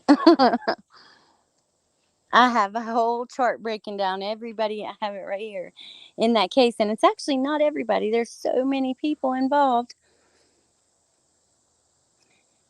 But I'm looking forward to that trial. We got a ton of evidence out of that preliminary hearing. I mean, that recorded phone call, there was so much. This one, we're getting some stuff for sure, but wish we were getting a little bit more. I've been pacing the floors.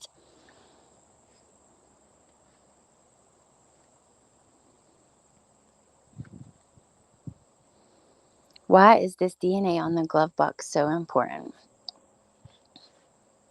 Well, I think it's important to the defense because they're doing anything they can. But doesn't seem like it was that important to the state. Threatened, yes. Cahill, I'll push the. Oh my gosh! Wow, Vicky. Okay, we have a new one from Carol McKinley. We actually have two. 6 minutes ago, she said Cahill explains he didn't know about the findings because of his leave. And then 1 minute ago, she says on redirect, prosecutor Mark Hurlbert reminds the court that Barry Morphew's DNA was found on the bike seat and in Suzanne's car. He's shifting gears from where Morphew's DNA was not found to where it was found. Interesting. It is important to clear any possible evidence that the defense could use to poke holes. Absolutely.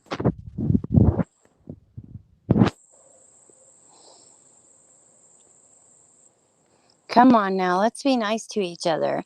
You know what makes it a really cool place? When you have different opinions in there and you're not arguing about it.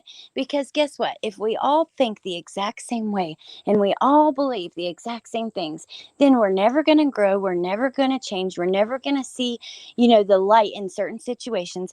When we have different opinions and we're able to talk about them, that's when you really grow.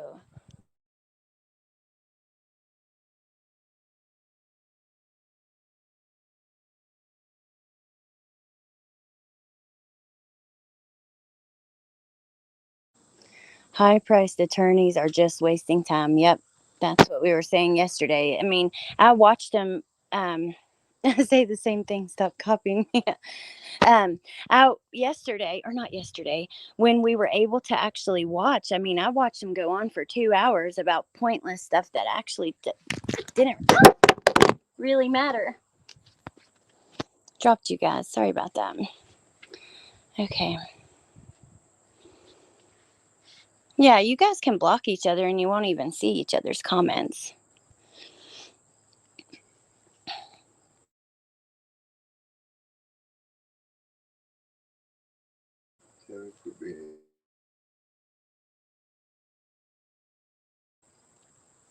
Let's just consider things and ponder what ifs makes us older and wiser, right? Yep. Yeah, I think they're doing pretty good. It's all right.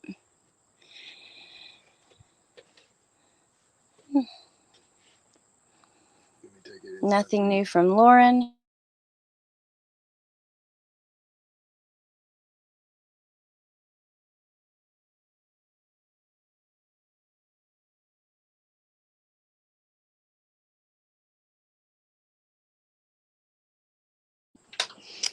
Okay. You guys are doing fine. Come on. You just have two totally different points of view in this, and that's all right. Or at least we're not like name calling and doing like really bad stuff. And spank a couple people if they don't behave. Oh, hey, Sandy. Thank you. How are you today? How are things over there after last night? Okay, Ashley Franco, 1 minute ago. Agent Cahill looks at the report and says it's not clear which car they're referencing in the report because 3 cars were swabbed. Ooh, interesting. Hey, Pink, or hey, Moonchild Pink. Which PJs did you go for? I'm wearing like a onesie. Thank you, AK, for the happy birthday. Okay. 40 seconds ago, Agent Cahill is being shown a DNA report from June of 2020 explaining CODIS, which is a nationwide DNA database.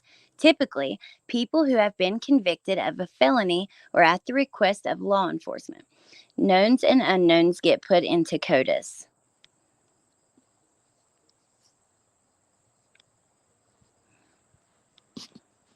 Thank you, Moonchild. Hand knitted. Man. Oh, my Lord.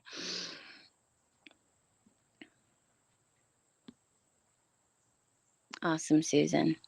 Good, Sandy Beach. Yeah, I was worried about you a little bit with them. Sandy Beach is dealing with some of those wildfires. It's scary stuff. She just gave me a little jab, because we just chill like that. I feel that the defense team came out with loud noise about her affair for a prelim hearing sets the tone for maybe how desperate they are to plant reasonable doubt.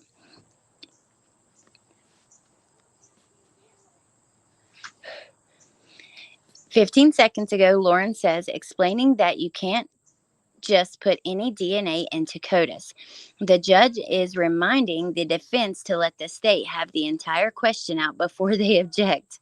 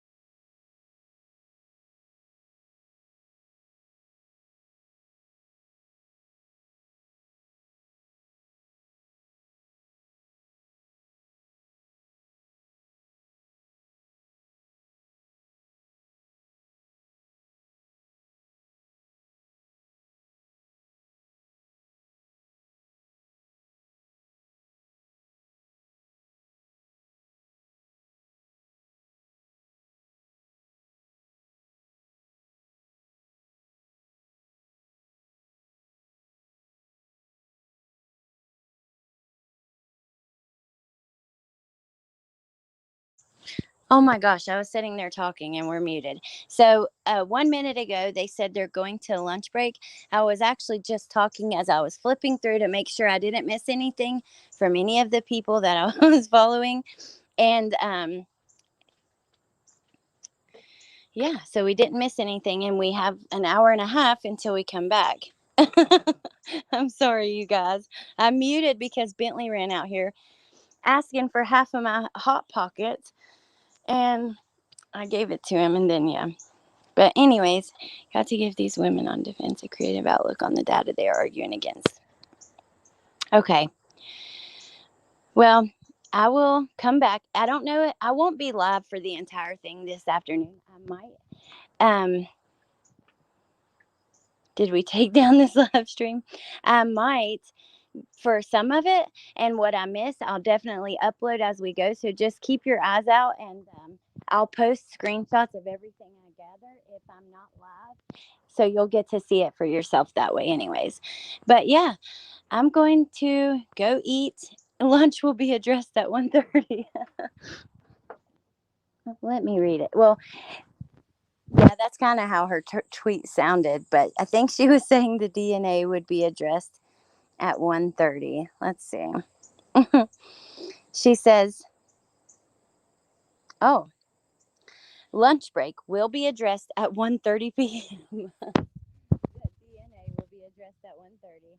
And then she said, after that, the judge is asking the defense how much time they will need. The defense said this is their last witness. So, yeah. I will, you guys. Thank you so much for all the birthday wishes, and thank you for hanging out with me during this. It was tons of fun. For real, I love it. That's why I did it. I mean, if I wasn't live with you guys, I would be sitting here obsessively checking Twitter by myself and having no one to talk to. So, it works out good for me too. Yeah, Hot Pocket birthday dinner. Hannah, will you take over for Alex this afternoon? Yeah. But anyways, thank you guys for this. Let me ask you guys before we go, though. We have 112 people in here, and I'm 115 now. I'm so seriously curious. do you think that the prosecution has put on a good, have they done a good job proving their case, proving that he should be held and taken to trial to get all the evidence? If you do, if you think they've done a good job, put a 1. If you were the judge and you would not move it forward to trial, put a 2. So 1 for yes, 2 for no. So curious.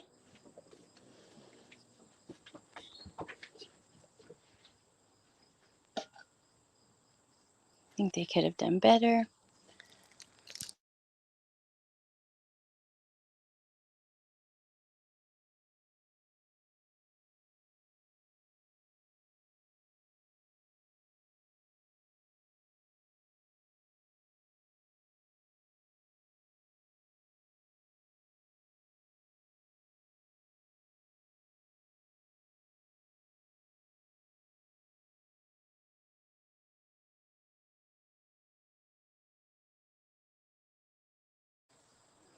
On the fence, a lot of 1s, a few 2s.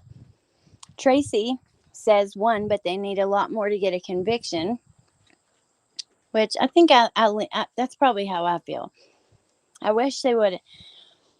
I wish it would have been more. I think the affair has really hurt the case, because if you think about it, before this, we have never heard anything bad about Suzanne, right? And now this affair has came out, and it's the first thing, that people are using. It just has, it's not a good look.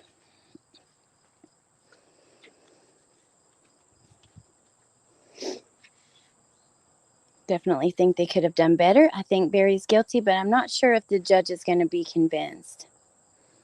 God, I hope there's something on that spy pen. Yes, but more needed for a conviction. On the fence, I think it's enough to get a trial, but I wish they brought more to the table. I think he did it, but the evidence is beyond weak and no body.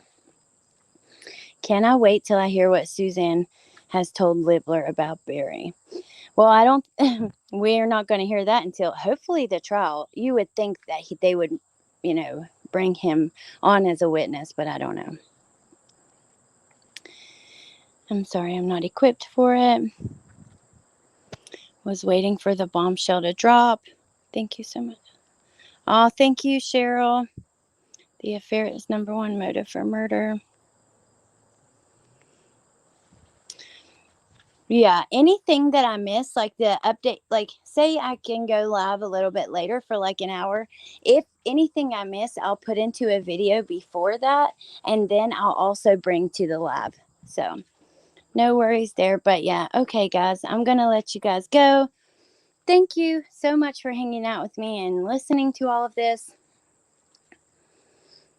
Yeah, it was emotional roller coaster, but it's always good to talk to you guys and hang out and hear what you guys think. That's super interesting to me.